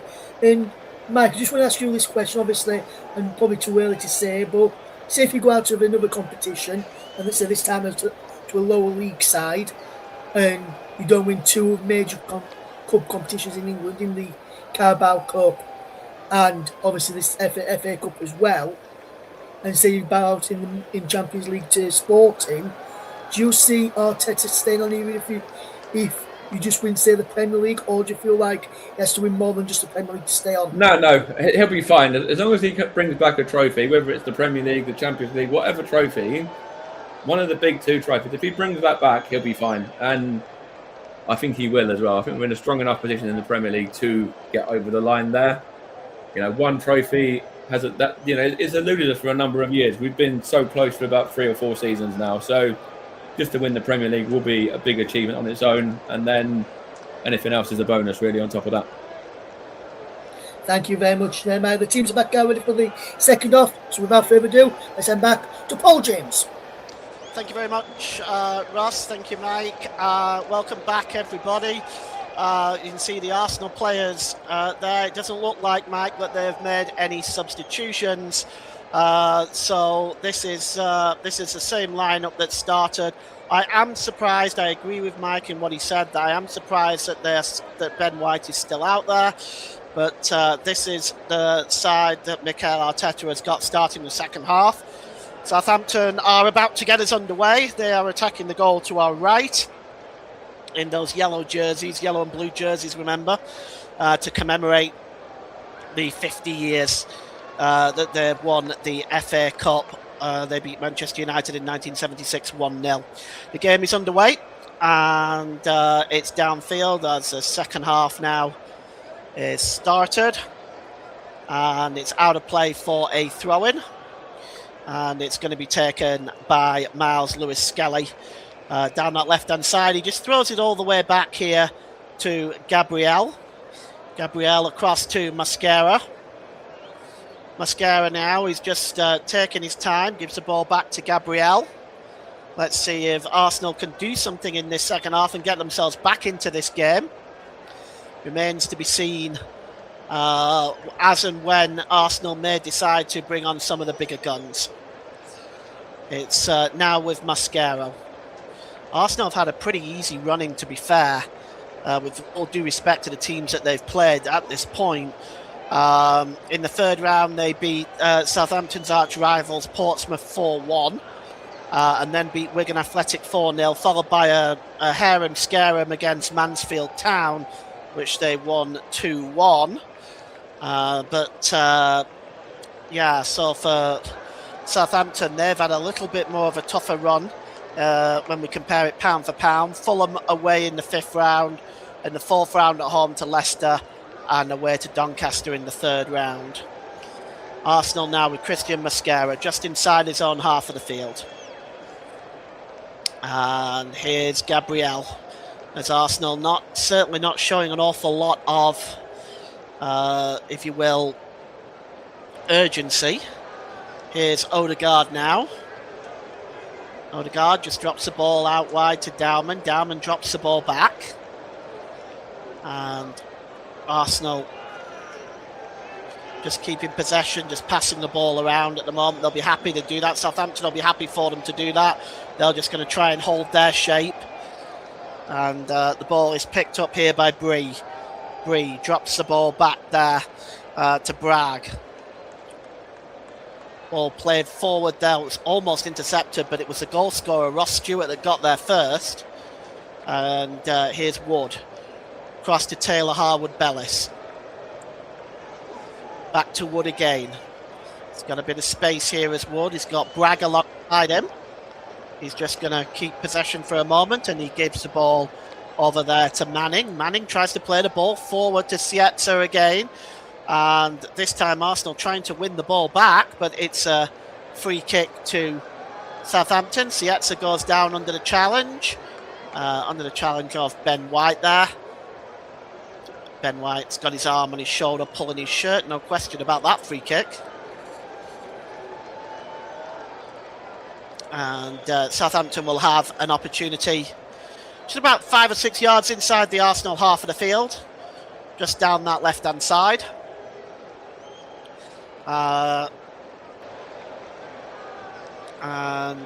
It's just trying to get a look at who is going to be taking this one. Looks like it's Taylor Harwood-Bellis. He's going to launch the ball forward. Up there is Ross Stewart. Tom Fellows is up there as well as Finn Aziz. It's headed out, but only as far as Leo Sietza.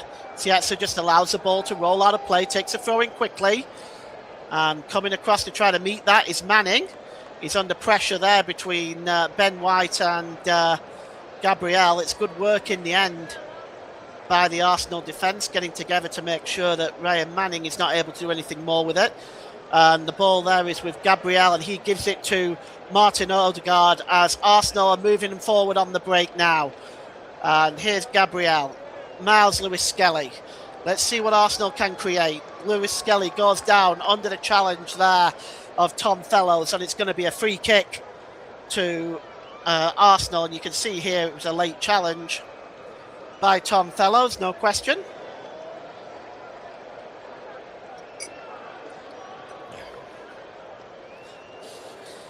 Standing over this one is Gabriel Martinelli and Martin Odegaard. It's down the left-hand side, so it may well be maybe more Martinelli than Odegaard. And it is Odegaard standing over it, but I think it's going to be Martinelli. No, it's going to be Odegaard. It's headed on there towards the goalkeeper, but Daniel Paretz just gets across and claws that ball out of the air, diving to his left-hand side. Looks like it took the flick on there from Gabriel Jesus. Again, none of the Arsenal forwards really gambling on that flick on. And in the end, it's a much more comfortable save than it should have been for Daniel Paretz. And you can see a worried look on those Arsenal faces behind the goal. They do not look very pleased at all. Here comes Martinelli to Gabriel, Miles Lewis-Skelly even. Havertz, Lewis-Skelly holds the ball up here. Good pass there to Havertz. He just drops the ball back to Gabriel. And here's Mosquera. Out wide to Ben White. He's got the run of Max Dowman available. Dowman holds the ball up. And drops the ball back there to Mosquera. Cleared forward there by Gabriel, and it's out of play for a throw-in to Southampton. 6 minutes gone, start of this second half. It's Southampton 1, Arsenal 0. And taking this throw in is James Bree. Southampton fans got to be very happy with the way that their side has performed, especially defensively in that first half. Really reduced Arsenal to the Martin Odegaard chance only. Here's Mascara. Miles Lewis-Skelly inside the centre circle. He releases the ball to Jesus. Jesus surrounded by 3 Southampton players, nowhere for him to go. And he sends the ball out to Martinelli. Martinelli now down this left-hand side. Has he got a bit of space to run in here, Martinelli? He's surrounded by James Bree. Gets across into the back post. It's over everybody's head. Here's Dalman with a shot. Takes a deflection. And that's another superb piece of defending by Ryan Manning. Getting the block in there on Dalman's shot. Forcing the ball over the crossbar. And what a great job Ryan Manning has done defensively this afternoon, it has to be said. It's a corner for Arsenal. And it's going to be Martinelli from the left-hand side that's going to take it. And it's going to swing this one in. Just see if he can. He's just holding the ball off at the moment. And we're still waiting for the corner to be taken. Perhaps he's being told by the referees he's finally going to be able to take this corner. Martinelli now, he's ready to take the corner. A little bit of nerves inside the Southampton defence, perhaps. Cross coming in towards the goalkeeper. Oh, and it's I think the goalkeeper Perez just managed to get a fist on that. Here's Martinelli again. Martinelli now just trying to get to the byline. He's under pressure here, and he gets the shot away, but it's blocked. He just managed to skip away from Tom Fellows for a moment there. Arsenal still have possession. Beautiful turn there by Miles Lewis-Skelly. Put Ross Stewart on his backside there. Ball played across. It took a deflection and goes out of play for an Arsenal throw-in. If we look again at Martinelli, it's really good blocking by Southampton's defence. They've just shut down the passing lanes and the shooting lanes, and it's just simple, basic defending. Closing down the shooting lanes, closing down the passing lanes, and it's just shut Arsenal out. They've had no answer to it so far. Here's Ryan Manning. Long throw there, and it's picked up by Stewart, out wide to Sietza. Sietza. Well, that's a good turn by Yanda. Picked up there by Bragg as they are being pressed back a little bit. Southampton into their own half. Here is Taylor Harwood-Bellis to Fellows. Back to Cameron Bragg. And the ball is across there. Cameron Bragg again. Bragg just holding the ball up. And he's tried to play the ball across there to Sietza. Sietza slips, and now Arsenal win possession back. But that's a really good challenge. And Southampton coming forward in numbers now. And the ball is played forward. Chasing it in there is Finn Aziz, but that is cleared all the way downfield by Kepa Arrizabalaga. He was quick out of his goal to read that and clears it all the way back down to Daniel Perez in the Southampton goal. And the ball is played forward there by Harwood-Bellis. Yanda drops the ball back there to James Bree. Harwood-Bellis across to Wood. Wood just holding possession. Ball played forward there to Sietza. Sietza drops the ball back to Wood. As we've played 10 minutes gone at the start of the second half, and surely Mikel Arteta now has got to be looking at other options on the bench, because this Arsenal side are really struggling to break down this Southampton defence. Here's Miles Lewis-Skelly. And it's Christian Norgard. Back to Lewis-Skelly again. Good play by him. Oh, he's just body checked off the ball. Referee says play on. And storming forward now is Yanda. Yanda's got time and space. It's Fellows. Can he get the cross in first time? It's blocked. It's going to be a corner to Southampton. Well, quick breakout again by Southampton, showing how dangerous they are on the break. And it's another corner. And I have to say that the plan by Tonda Eckert has certainly worked better than Mikel Arteta's plan for Arsenal, because they are being caught out on the break. Mike thinks Calafiori, Madueke and Gyökeres are ready to come on very soon, and not before time. I agree. We'll see whether that is going to happen anytime shortly. I certainly hope so. And the corner is going to be taken down the right-hand side for Southampton. It's pulled back short. And it's right back to... it's a good cross there by Sietza, and it comes off Gabriel's head and goes out of play. Going to be a throw-in for Arsenal.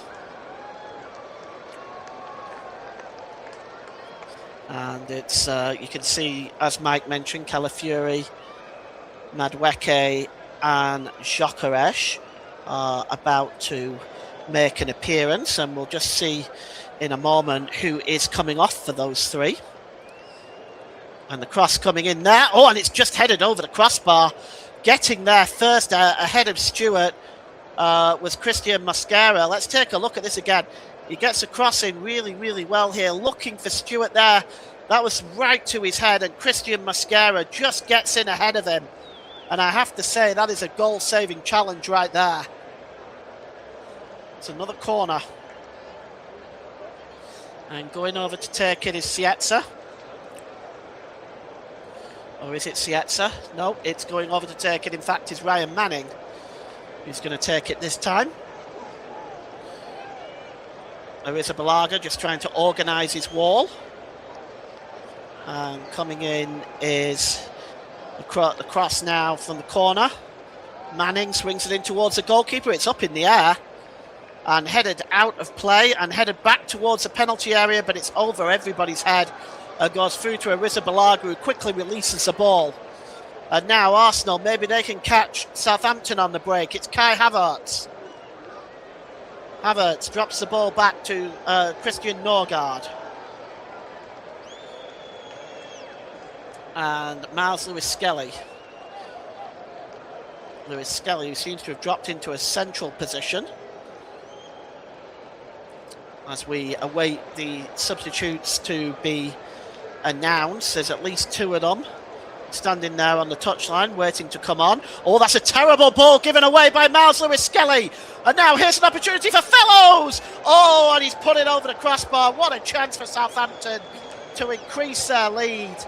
Oh, will they regret that later on? Let's take a look. It was an absolutely shocking ball. It was actually by Christian Mosquera, not Miles Lewis-Skelly. But he checks inside. Oh, and that was very fortunate. Very, very fortunate. Maybe Arrizabalaga got fingertips on that. And now the changes are being made for Arsenal. And as Mike said, not before time, Gabriel Jesus is coming off. And we'll just look at the other two in a moment. Martin Odegaard and Miles Lewis-Skelly are the other two. So let's just run through that for you. So it's Miles Lewis-Skelly, Martin Odegaard and Gabriel Jesus are off. Ricardo Calafiori, Noni Madueke and Victor Gyökeres are on for Arsenal. So we'll see how they perform now, and we'll see if Arsenal can manage to carve their way back into this game, because it's looking pretty shaky for the Gunners right now. The ball is played forward, headed down comfortably, very well there by Taylor Harwood-Bellis. Back to Manning, who just goes all the way back to the goalkeeper, and it's cleared downfield by Daniel Paredes. Trying to nip in and win that ball is Stewart. Stewart gets the ball out wide to Sietza. Stewart will want to make his way into the box now. Sietza cuts inside, tries to cross. Oh, he hits the top of the crossbar. Oh, how close was Southampton to making it 2-0. Oh, what a super effort from Sietza. Arrizabalaga beat all ends up. and the crossbar comes to Arsenal's rescue, and it really is starting to look ominous for Arsenal now. This has 2 or 3 opportunities for Southampton to have doubled their lead. Goalkeeper, no chance there if that was going in. And, well, here's Manning. Clears the ball forward, and it's won by Gabriel Jesus. He heads the ball back. Picked up by Calafiori. Let's see if he can bring some stability to that Arsenal defence. Ball is out wide here to Miles Lewis-Skelly, to Max Dowman. Dowman, get into the byline, Dowman. Cuts back. Real opportunity for Dowman if he can just get away from Manning.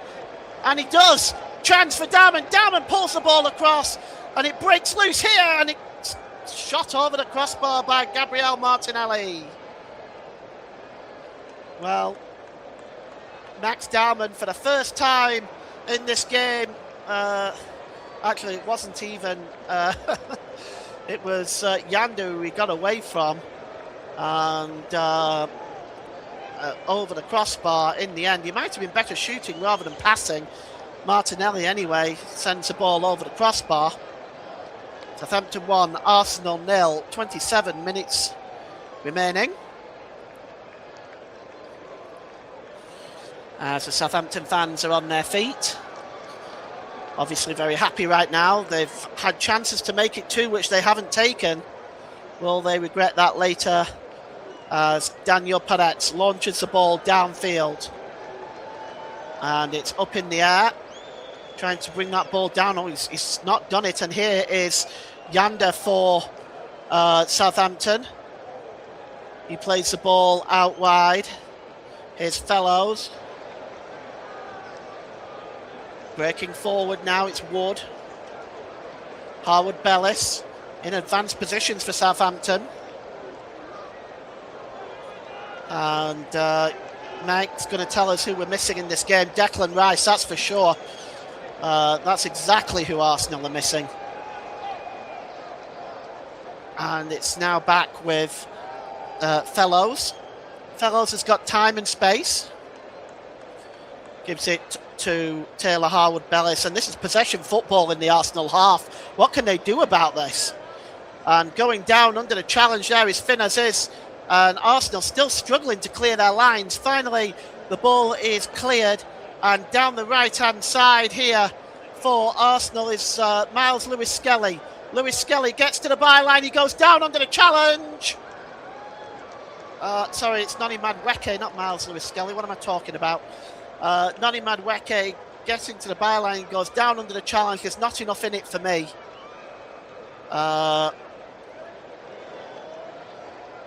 But you can see the look of, well, stress, if you will, on Mikel Arteta's face. And it's a goal kick, which Daniel Peretz will take. Southampton 1, Arsenal 0. There's 25 minutes to go in this game, and the tension around this stadium is palpable. Flicked on. Trying to bring the ball down is Aziz. And it's won back there by Yander. And here's Fellows now. And outside here is Ross Stewart. Tries to get the cross in. The header is flicked away by Gabriel. But Sietza still trying to win the ball back along with Stewart. Sietza has the ball now for Southampton. Drops the ball back. Gabriel. Ball played forward by Bragg. And out wide there by Taylor Harwood Bellis. It's Southampton. Now it's their turn to play possession football, and Arsenal are the ones chasing the game.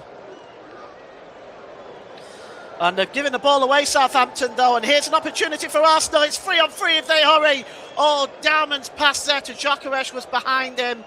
And that move breaks down for Arsenal. But what a chance. They've still got possession, Arsenal, but it's a free kick.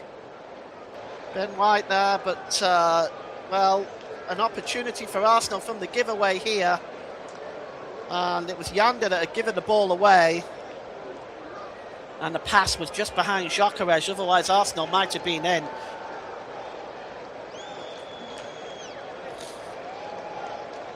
As the coach, Mikel Arteta and his coaching staff, just having a conversation about what the next options are. It's Daniel Peretz clears the ball downfield, headed on by Havertz, and that's almost tried to be won by Cameron Bragg, but Arsenal win the ball back, and it's Max Dowman on the chase here. Great play by him, manages to find Noni Madueke. Madueke gets into the penalty area now, pulled back to Dowman, and it's cleared away there by Taylor Harwood-Bellis, only as far as the halfway line, and waiting there is Ben White. The much abused Ben White from the England game received a lot of that, and the ball is through to Havertz. Real chance for Havertz. It's pulled back and it's in. It's 1-1. It's Victor Gyökeres, and Arsenal are level. And well, in the end, it was made to look very, very easy. Victor Gyökeres, the goal scorer, on 67 minutes. Has equalised, and may well Southampton look back at some of those missed chances. And in the end, it was very, very simple. The ball was played through to Havertz. Havertz pulls the ball back unselfishly to Gyökeres. I actually thought Havertz might shoot here, but he pulls it back. And, well, the Southampton defence were not tight enough around Gyökeres. They left him wide open, and Gyökeres punishes Southampton, and it's 1-1. Some comments in the comment section.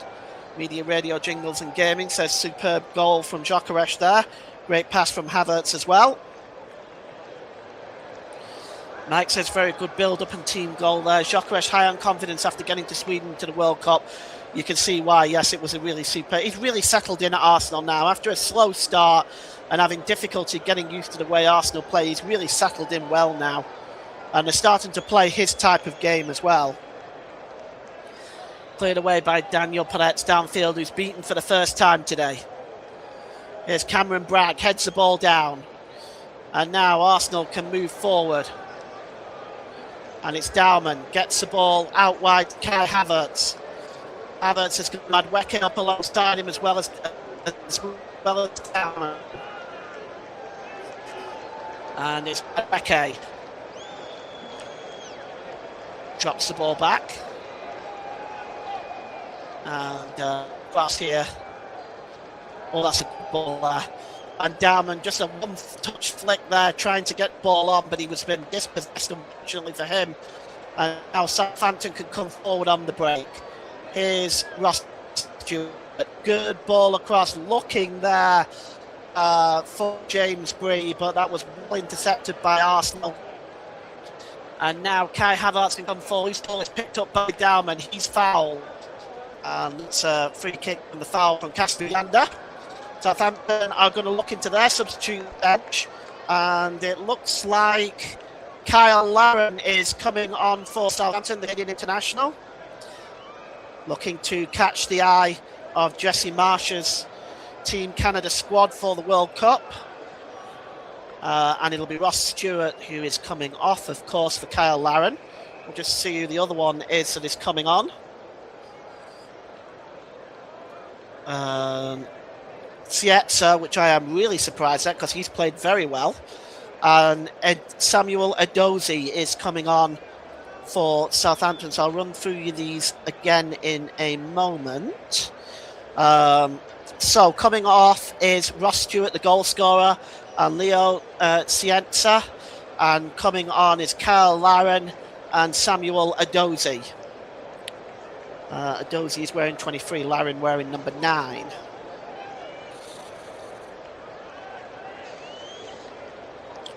Gabriel is picked up an injury, and this is not what Arsenal need.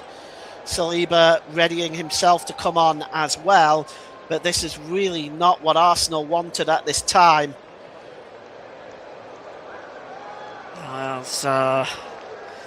Well, another injury, but looking at this goal from Havertz, pulls it straight back to Gyökeres. Really great teamwork, a good finish.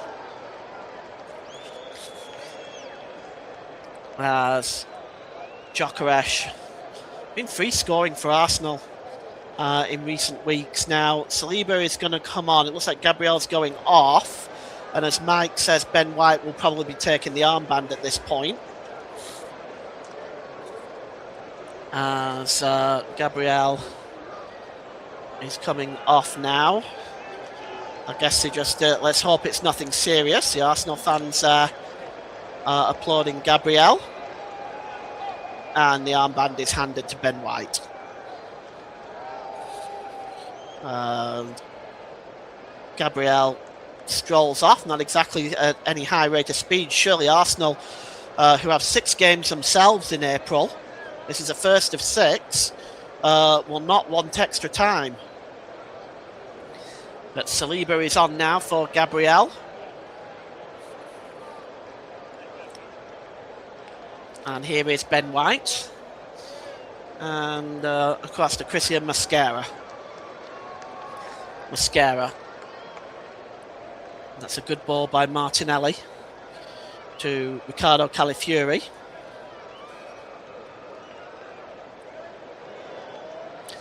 That's an interesting one. I'll revisit that in a moment. Arsenal coming forward now with Ricardo Calafiori.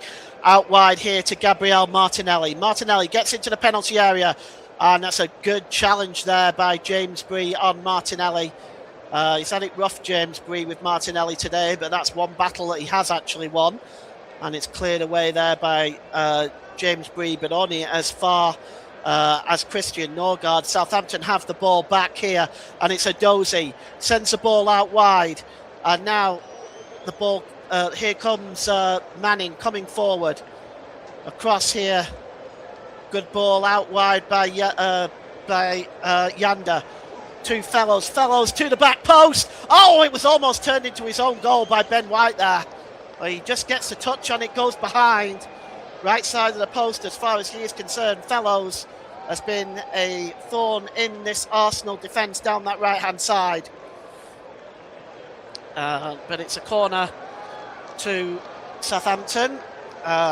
Mike said he were intended to give Victor the armband. That's an interesting theory.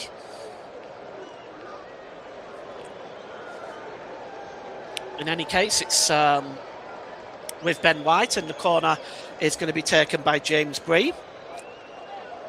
Down the Southampton left.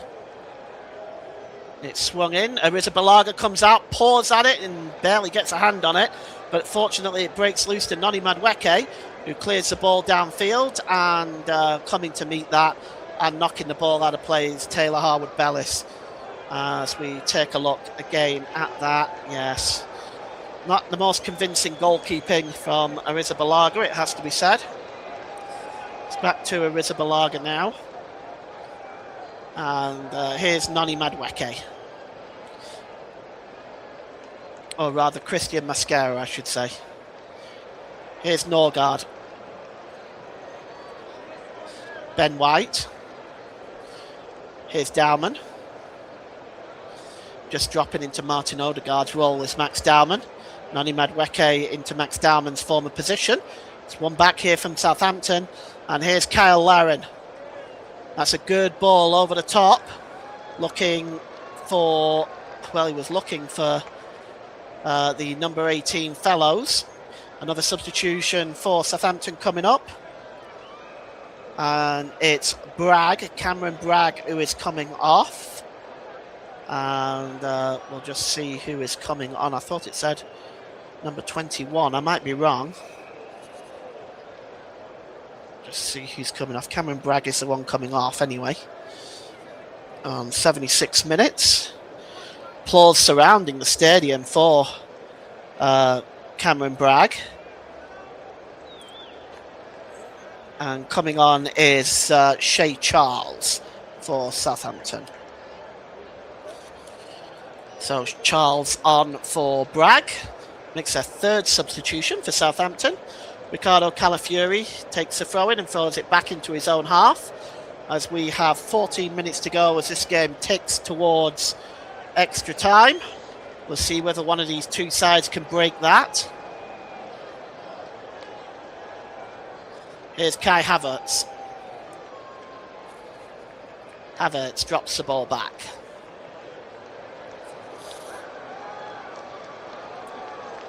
And it's with... the ball goes back to Ricardo Calafiori there. And it's picked up by Mosquera. Goes back to the goalkeeper. And Arrizabalaga is just way out of his goal right now. Here's William Saliba. As Arsenal slow building up here. It's a long ball forward. Looking for the chasing Max Dowman. And he's in here. Max Dowman, he just holds the ball up. And he didn't just go that extra. And here's Nani Madueke. Can he get... Oh, he just pulls it behind. Well, very close for Nani Madueke. He just wasn't able to keep the ball in play. Arsenal behind the last two defenders. As Arsenal planning to make their 5th substitution. Just trying to see who that is down there, who's potentially coming on. Zubimendi, Mike says. Right-footed downfield by Daniel Parezzi. Cleared and headed on there forward by Yanda. Yanda again. Oh, that's a foul, surely. That's a free kick. That was a late challenge by Ben White. Right into the back of Shea Charles.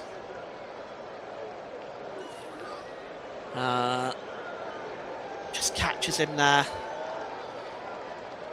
And yes, Martin Zubimendi is coming on, so we'll just get a look at who is coming off. It's going to be Kai Havertz. I suppose that makes perfect sense. That's the 5th substitution for Arsenal. Bear in mind, of course, that they get 1 extra substitution each if it goes to extra time.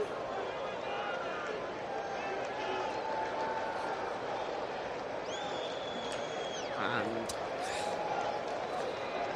1-1 is the score as we tick into the last 11 minutes of this game. Will there be a late winner for one of these teams? Or are we going to go to extra time? The ball is played forward, looking for Laren. It escapes the Canadian international, goes straight through to Arrizabalaga. It's back to the goalkeeper again. Arrizabalaga releases the ball.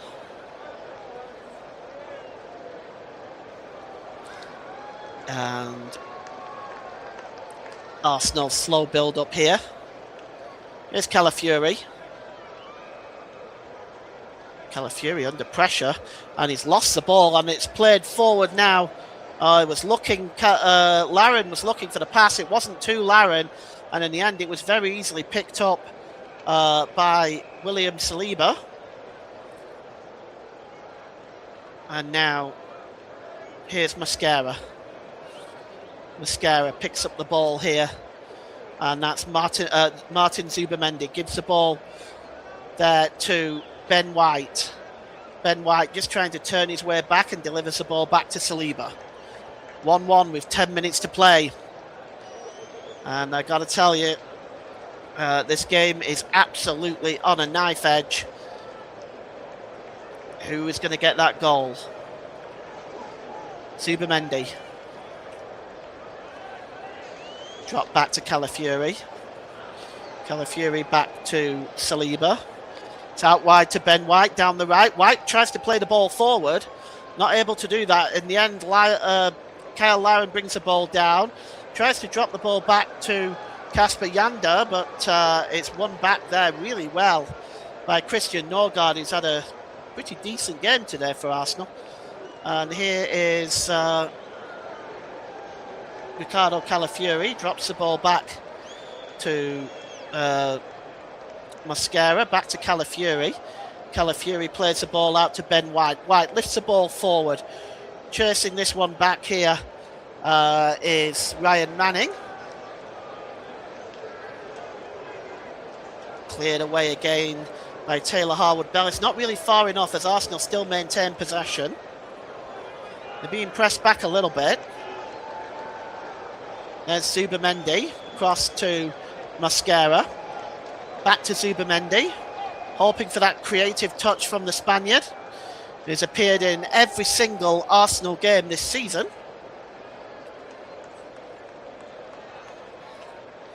Here's Mosquera. Out wide here to the number 11, Martinelli. It's the ball to Darren, back to Martinelli. He tried to feed the ball through there to Gyökeres, but that didn't work. It was really well read by Yonder, and he clears the ball downfield, and it's Fellows breaking forward. Actually, Shea Charles now. Charles down the right to Fellows. Fellows checks back. He's got options in the middle, but he decides to play it short.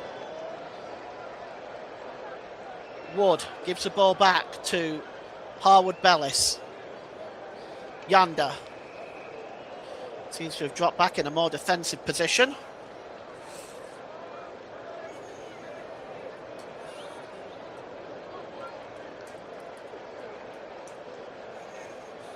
And the ball is played forward. And just picking up that loose ball there is William Saliba. I've just handed Ross my man of the match for today.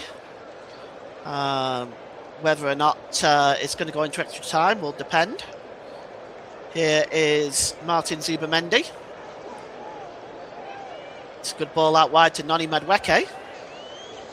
Back to Norgard. Back to Zubamendi with a shot. Oh, a super save by Daniel Peretz. Actually, that came in off Max Dowman. But a super save from Daniel Peretz, denying the 16-year-old an FA Cup goal. Oh, that was a fine save. Gets across, pushing that ball away. And he's asking his defence to wake up a little bit. And it's Gabriel Martinelli. He's going to take the corner. Going to swing this ball in. It's right on the line there for the corner flag. Martinelli takes it short. And it's back to Madueke. Ball back to the edge of the box to Martinelli with a shot, and it's just wide as Arsenal come close again. That was a very intricate corner move by Arsenal. Martinelli made the run across the 18-yard box, picked up the pass, but his shot was just wide of Daniel Peretz's goal. And with 5 minutes to go, we're still locked at Southampton 1, Arsenal 1.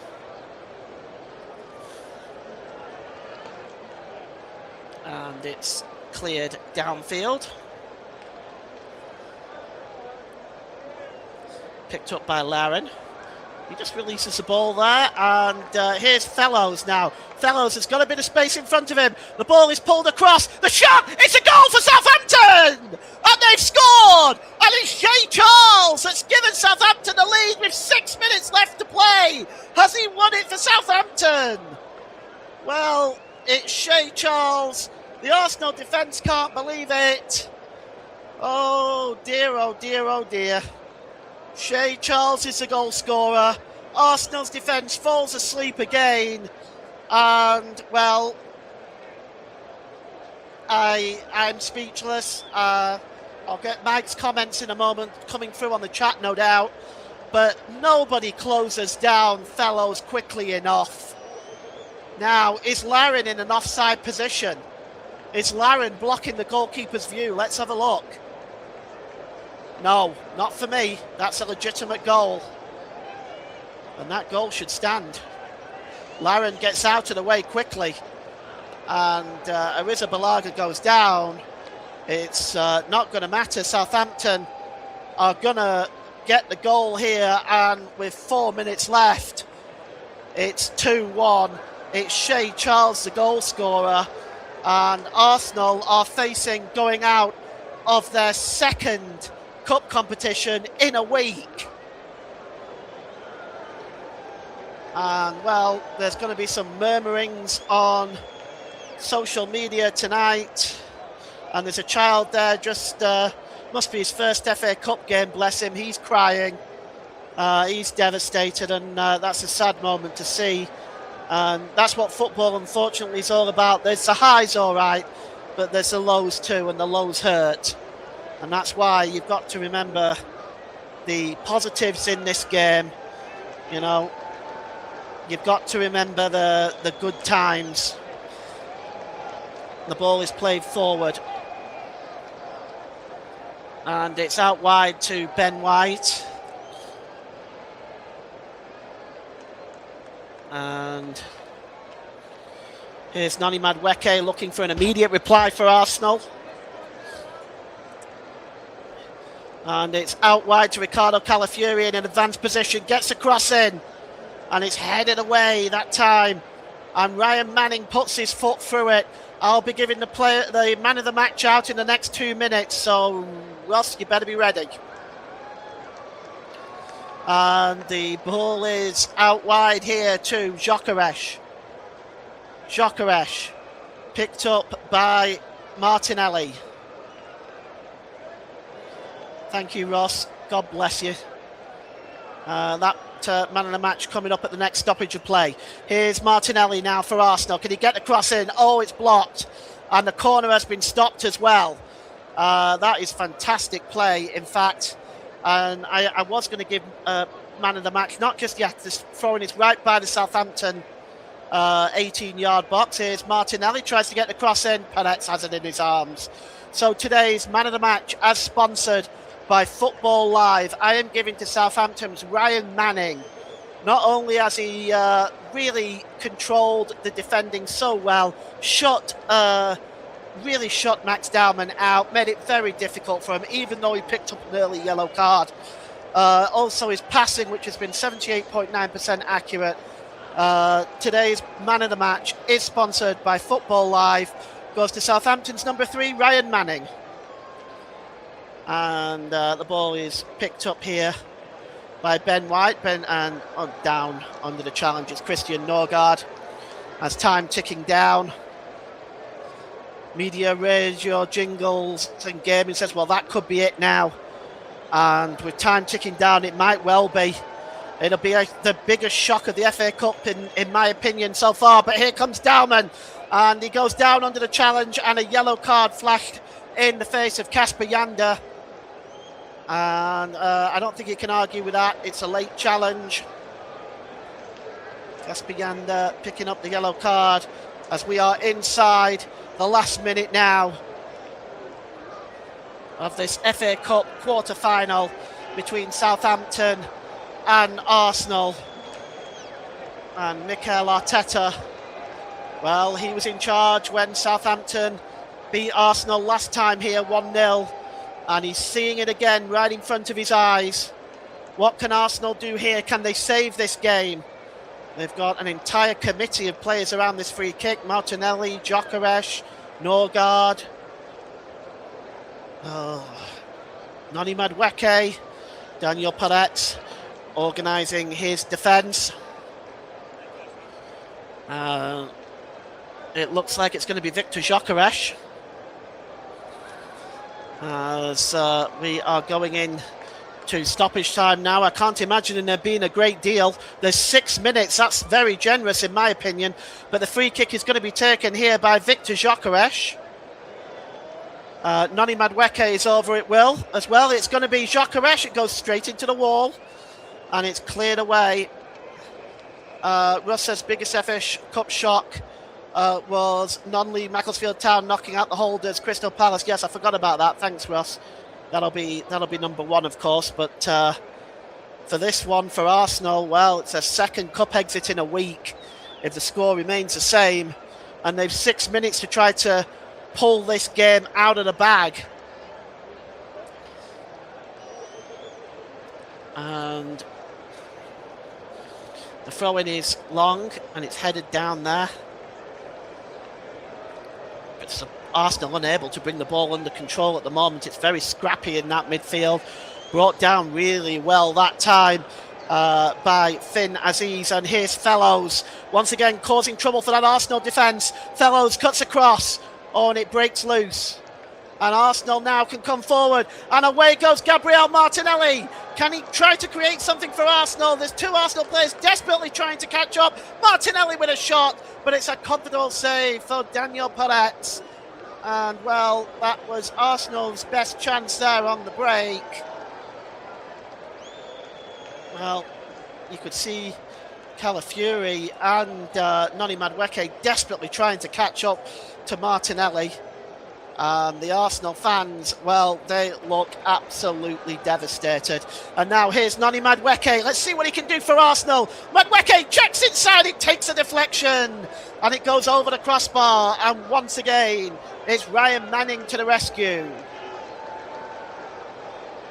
Just gets a deflection off the side of his knee there.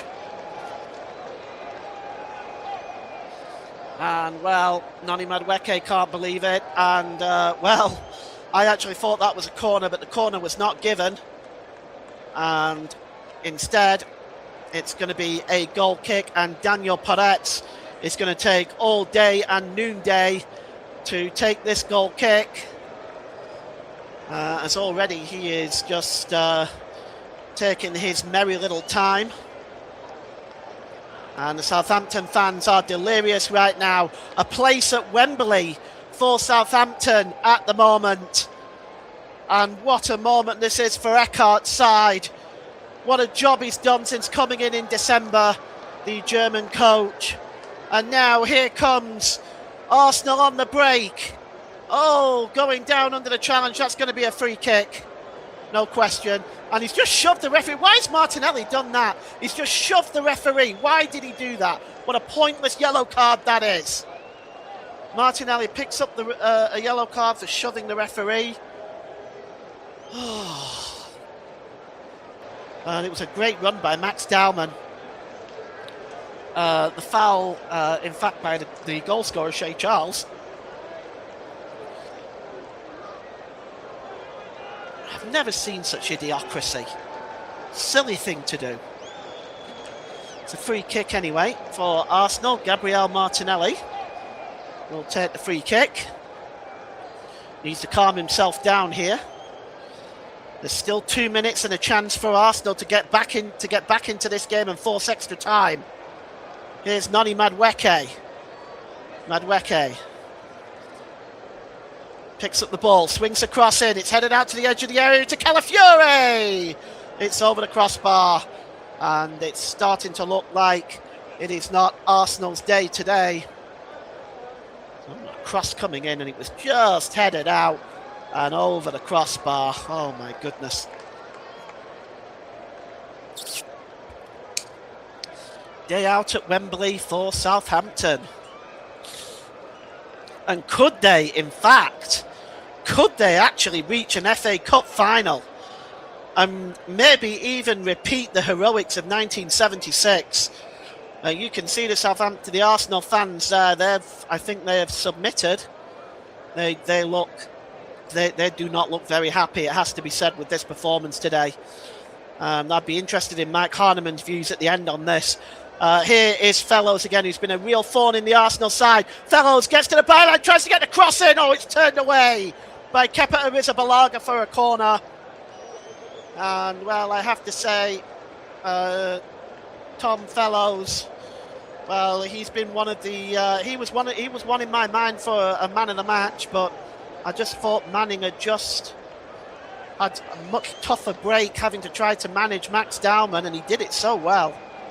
We're going to see a substitution for Southampton now, of course, in just a moment. As, or are we? Are they just going to take the short corner and keep it there? Looks like they are. And it's Kyle Larin there in the corner and flicked out of play. Tried to flick it off the Arsenal player. And it goes behind for a goal kick. As we have almost played, there are 6 minutes now. And Arsenal fans leaving in numbers. And they, I agree with Ross, have been poor today. Defensively and in front of goal. Absolutely, Ross, I agree with you entirely there. The ball is long over the top. Looking there for Noni Madueke, but that's Ryan Manning. Or not Ryan Manning, in this case Nathan Wood. And he's really jeering up the crowd behind that goal. as we've played the full 6 minutes now. How much longer is Sam Barrett going to allow this game to go on for before he blows for full time? We'll wait and see. For Arsenal, it's a second cup exit within a week. City coming up later this month. Sporting Lisbon. This is not a good time for Arsenal to crash and burn right now. Substitute now taking place. And Ryan Manning, our player of the match, our man of the match, is going off.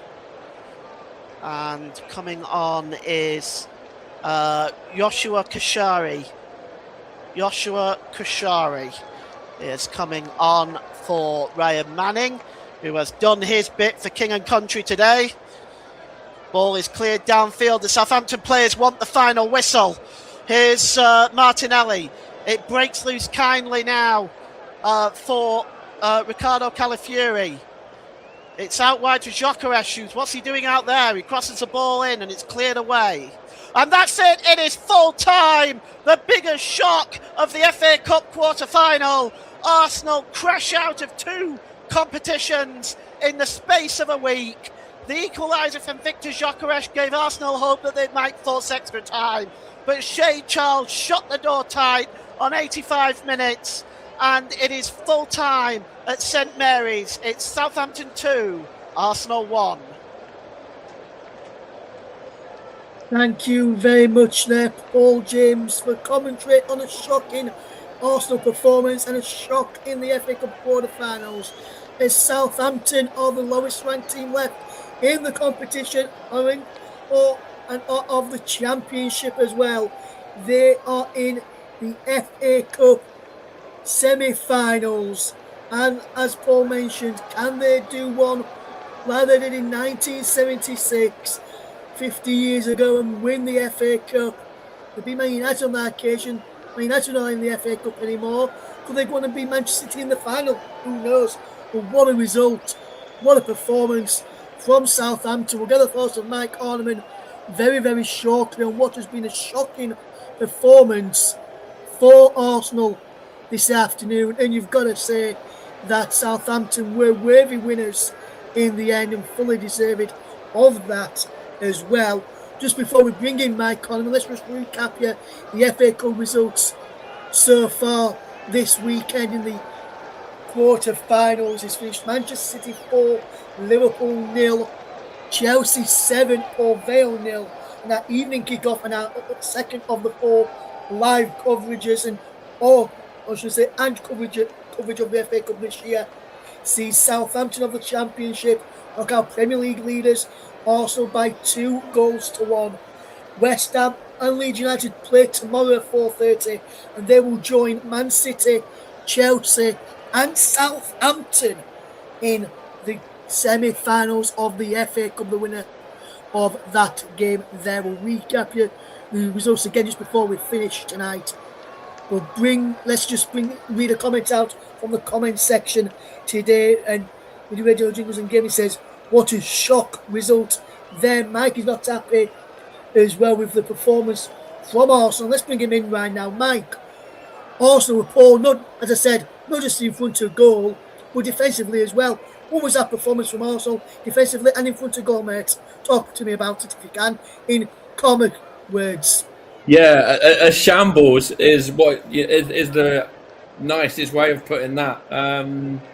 It was not Arsenal, and it hasn't been Arsenal for a number of weeks, as I said. We've been very off it. We've had a lot of players that have not been themselves. Sacco has won the last few weeks, and Martinelli, and we've had a number of lucky escapes. We were lucky against Mansfield to get through, and if you look at the performances today of us here against Southampton and Chelsea against Port Vale, they're night and day. But if you look back even further than that, and take into account that Chelsea played a League One side today and we played a League One side last round, that was night and day as well. We've been completely off it for weeks and weeks. The Carabao Cup loss has really hit the team and morale and momentum. But at the end of the day, nothing new. It's been like it for weeks. It's been like it for over a month, to be fair. Yes, and we've been talking about it not on air but also off there as well, Mike, of how bad Arsenal have been in. I'm wondering, Mike, because Paul alluded to it earlier, but then you got back on track early on in the season, this is, of that mid-season slump. We're also having it towards the back end of the season rather than mid-season that they've done in previous years, or they're having it at the back end of a season now where the pressure is really on to try and get over the line in competitions. And say you lose out in the Champions League and not get knocked out, Mike, do you reckon in midweek, say you lose the first leg quite convincingly, do you think that could put a dent in you hopes of potentially winning the Premier League title as well? I've got one sentence. Tuesday is now the biggest game of the season. It's the biggest game in about 4 years. Mike, if you were Arteta, looking back on this game tonight, would you have started David Raya over Kepa, especially with how Kepa performed in the Carabao Cup final as well, Mike? I want to ask you that question there.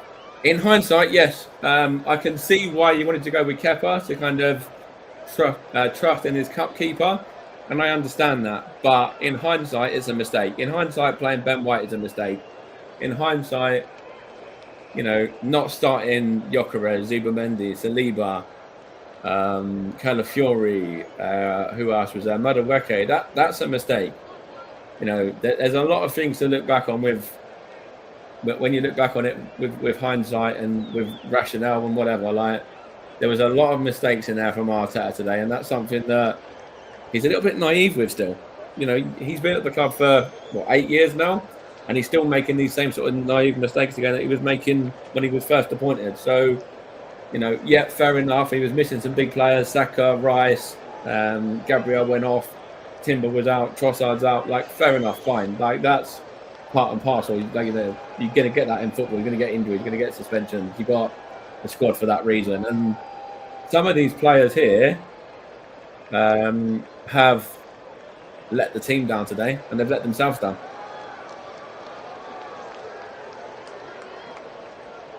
Another question to you then, Mike, is you mentioned there some of the players have let not just themselves down, but the team down. Which players are you looking at and saying they're the ones, in your eyes, if you were the manager, which ones would you be having a word with, saying you've let not just the team down, but the fans who have travelled and themselves down here at St Mary's this evening? Everyone apart from Max Damman, to be fair. From the starting 11, Gyökeres come on. Gabriel wasn't himself. Mosquera wasn't himself. Ben White wasn't himself. Lewis Skelly, we've got Kepa, we've got Martinelli, we've got Odegaard, Havertz, Jesus was anonymous. Yeah, from the starting lineup and the starting 11, 10 of them. Everyone bar Damman. Yes, and obviously, Mike, I know this is Arteta's probably, I think, his 6th season now as the manager, and yet to get you over the line in any of them. Obviously, he's played for Arsenal.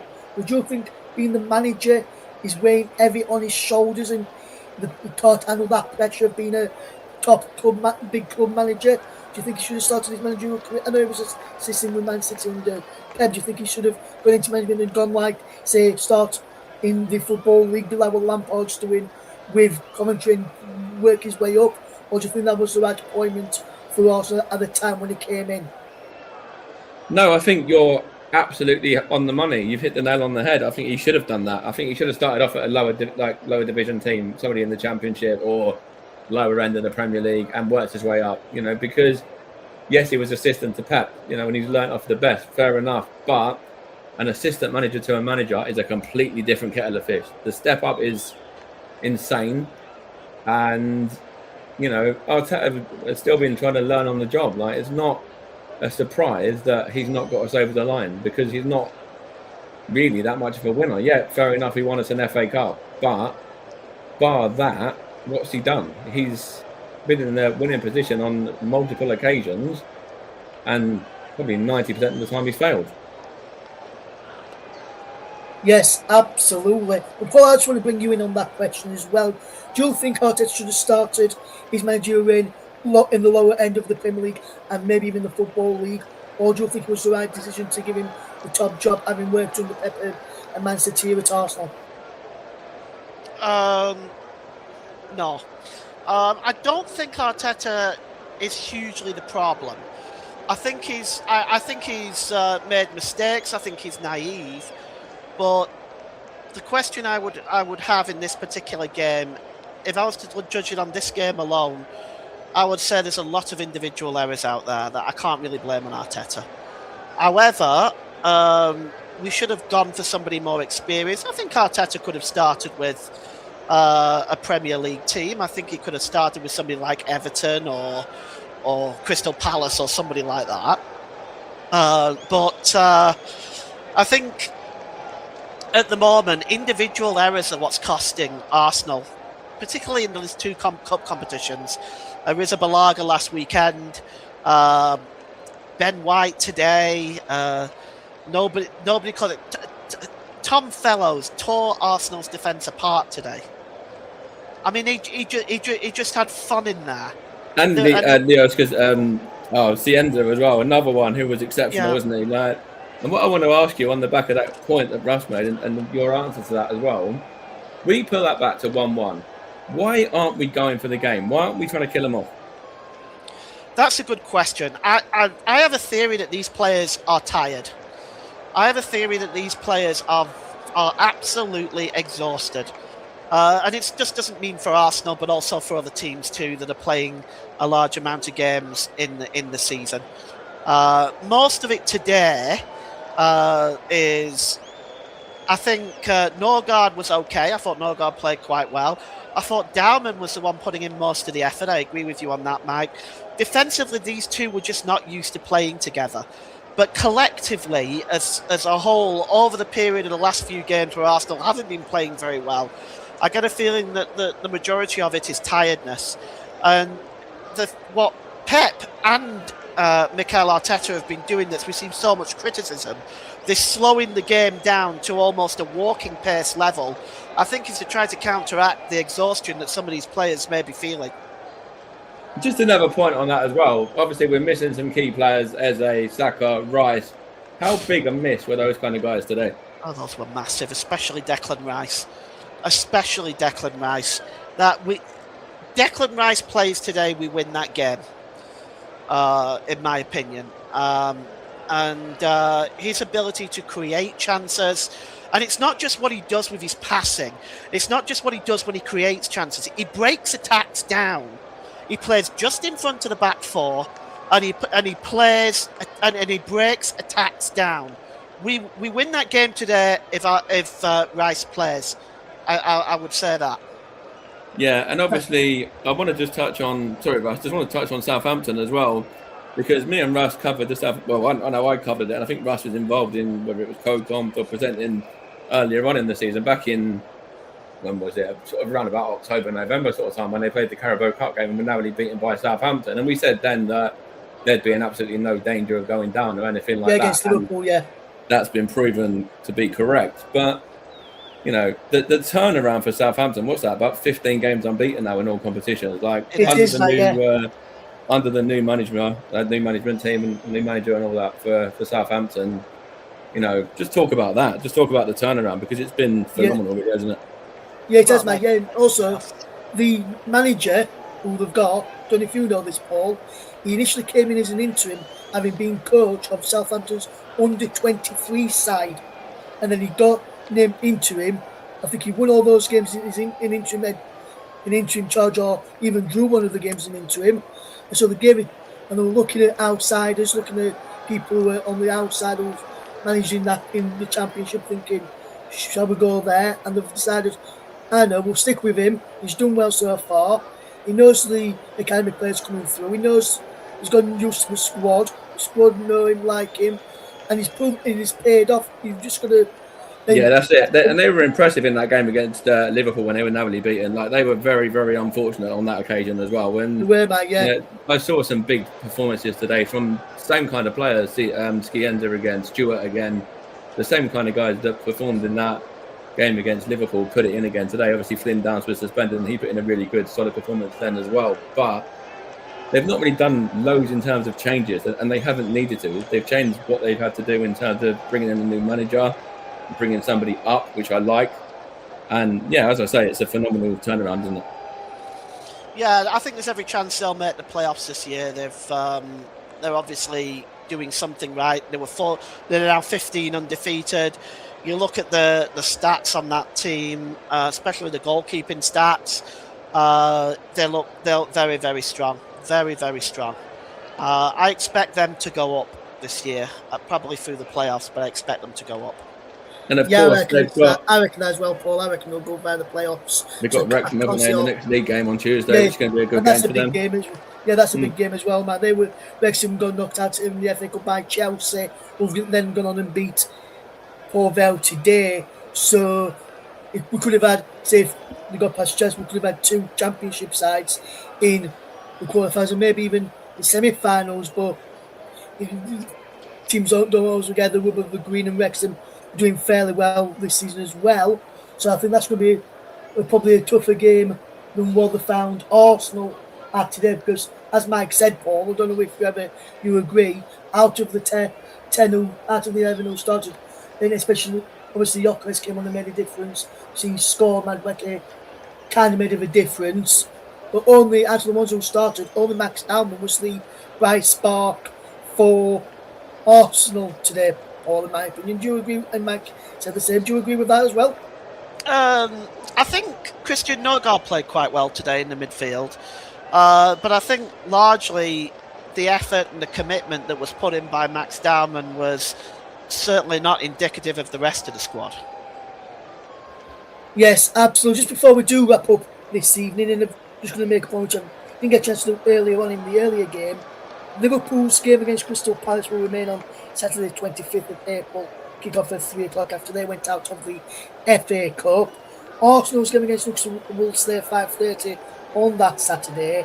The 2 games involving Burnley against Manchester City and Brighton versus Chelsea, scheduled for Sunday 26th of April. They will now take place between Tuesday the 21st and Thursday the 23rd of April due to their FA Cup commitments in the semi-finals on the 25th or 26th of April.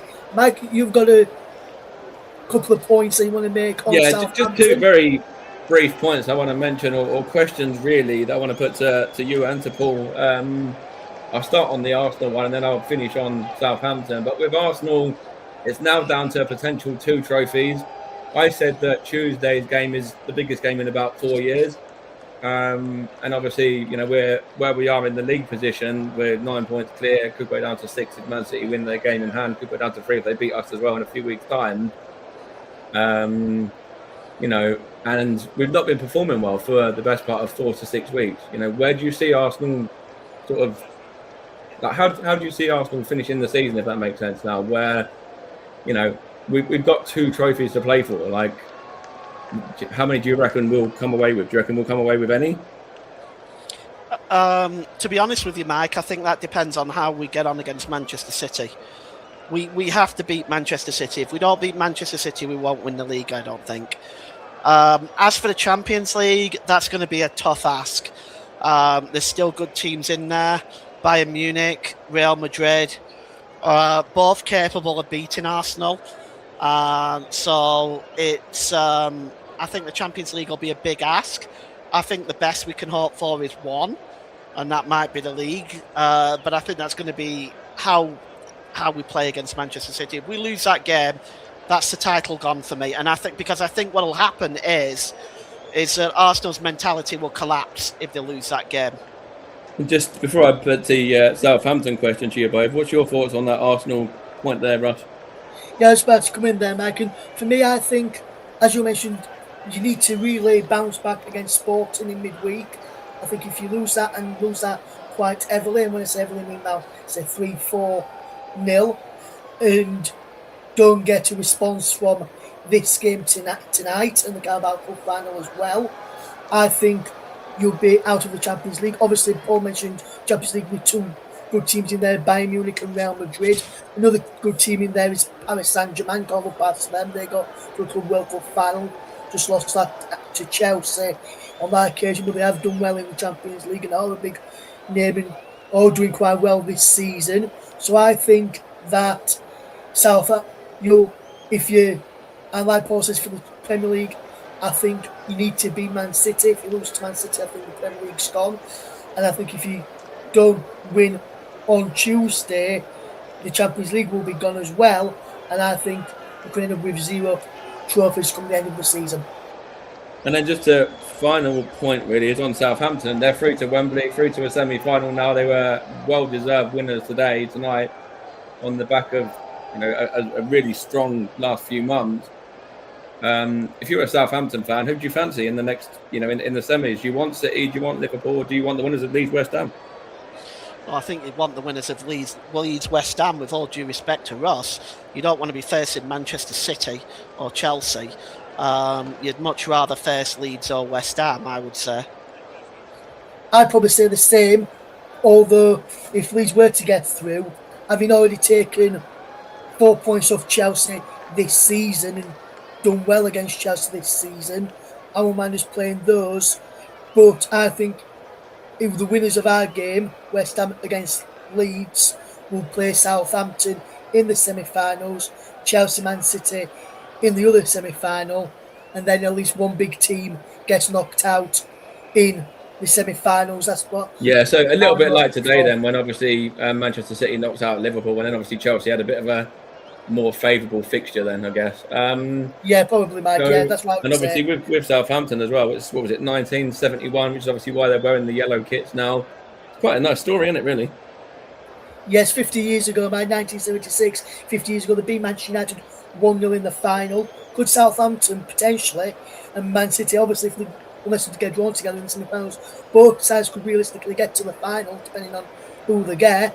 And could Southampton beat another Manchester club in the final 50 years on from when they won the FA Cup, beating Manchester United? Paul, do you think that could potentially happen with the way Southampton's played today against Arsenal, another big out Premier League side in this competition so far? No, Manchester City have got the missing link now that they were looking for. They started off with the goalkeeper at the beginning of the season. They filled up that void. The missing link is Semenyo to partner Haaland up front, which is what they've done. No, there's no way Southampton would beat Manchester City. But it would be nice to see Southampton make the final. Very interesting to see what happens there. Let's just, before we do wrap up then, as we will come to the end of the broadcast now, big thank you to Paul, big thank you to Mike as well there. Big thank you to Media, Radio, Jingles and Gaming, who says, well, despite tonight's result, the commentary has been brilliant as always. Paul, thank you very much for that feedback there, Paul. I know Paul just really appreciate that. And you just heard him say there. Just before we do go, let's just recap the results in the FA Cup quarter-finals. It was Manchester City 4, Liverpool 0, Chelsea 7, Port Vale 0, Southampton 2, Arsenal 1, and Leeds against West Ham is tomorrow. What I'm going to do right now as we speak, as we wrap up the show, I'm going to put across the bottom of your screen, so you'll be able to see it in a second, the draw numbers for the FA Cup semi-finals tomorrow. Those will be on the screen when we have Nicholas Jones doing the draw tomorrow for us, tomorrow evening, to see who gets who in the game. The draw will take place after the conclusion of Leeds United West Ham versus Leeds United at the London Stadium tomorrow evening. That game, you can hear updates on that game over on Football Live with Paul James again doing action there. The draw numbers will be going across the bottom of your screen right now as we get ready to bring you those draw numbers there on the screen. I'll just read you the matches, you can see them there. Number 1 is Southampton, 2 is Chelsea, 3 Manchester City, and number 4 is West Ham United or Leeds United. The ties for the semi-finals of the FA Cup will be played over the weekend of the 26th and 25th and 26th of April in the FA Cup. And you'll be able to hear both of those semi-finals here on the commentary with us, bringing you the coverage there for the semi-finals. We'll have a commentary for both of those semi-finals for you here on the commentary. So both of the semi-finals will be covered. We'll also cover you the final as well. Big thanks to Media Radio, Jingles and Gaming for his thoughts on the game this afternoon. Please join us again when we will be back with more live coverage next weekend from the Premier League. We'll keep you updated with that on our social media platforms at Commentary Live 1. That's where you can follow us then. And also on X. You can also follow us on Commentary Live 1 on YouTube as well to listen back to the Manchester City versus Liverpool game from earlier on today. I've been Russ, done a double duty today for you all.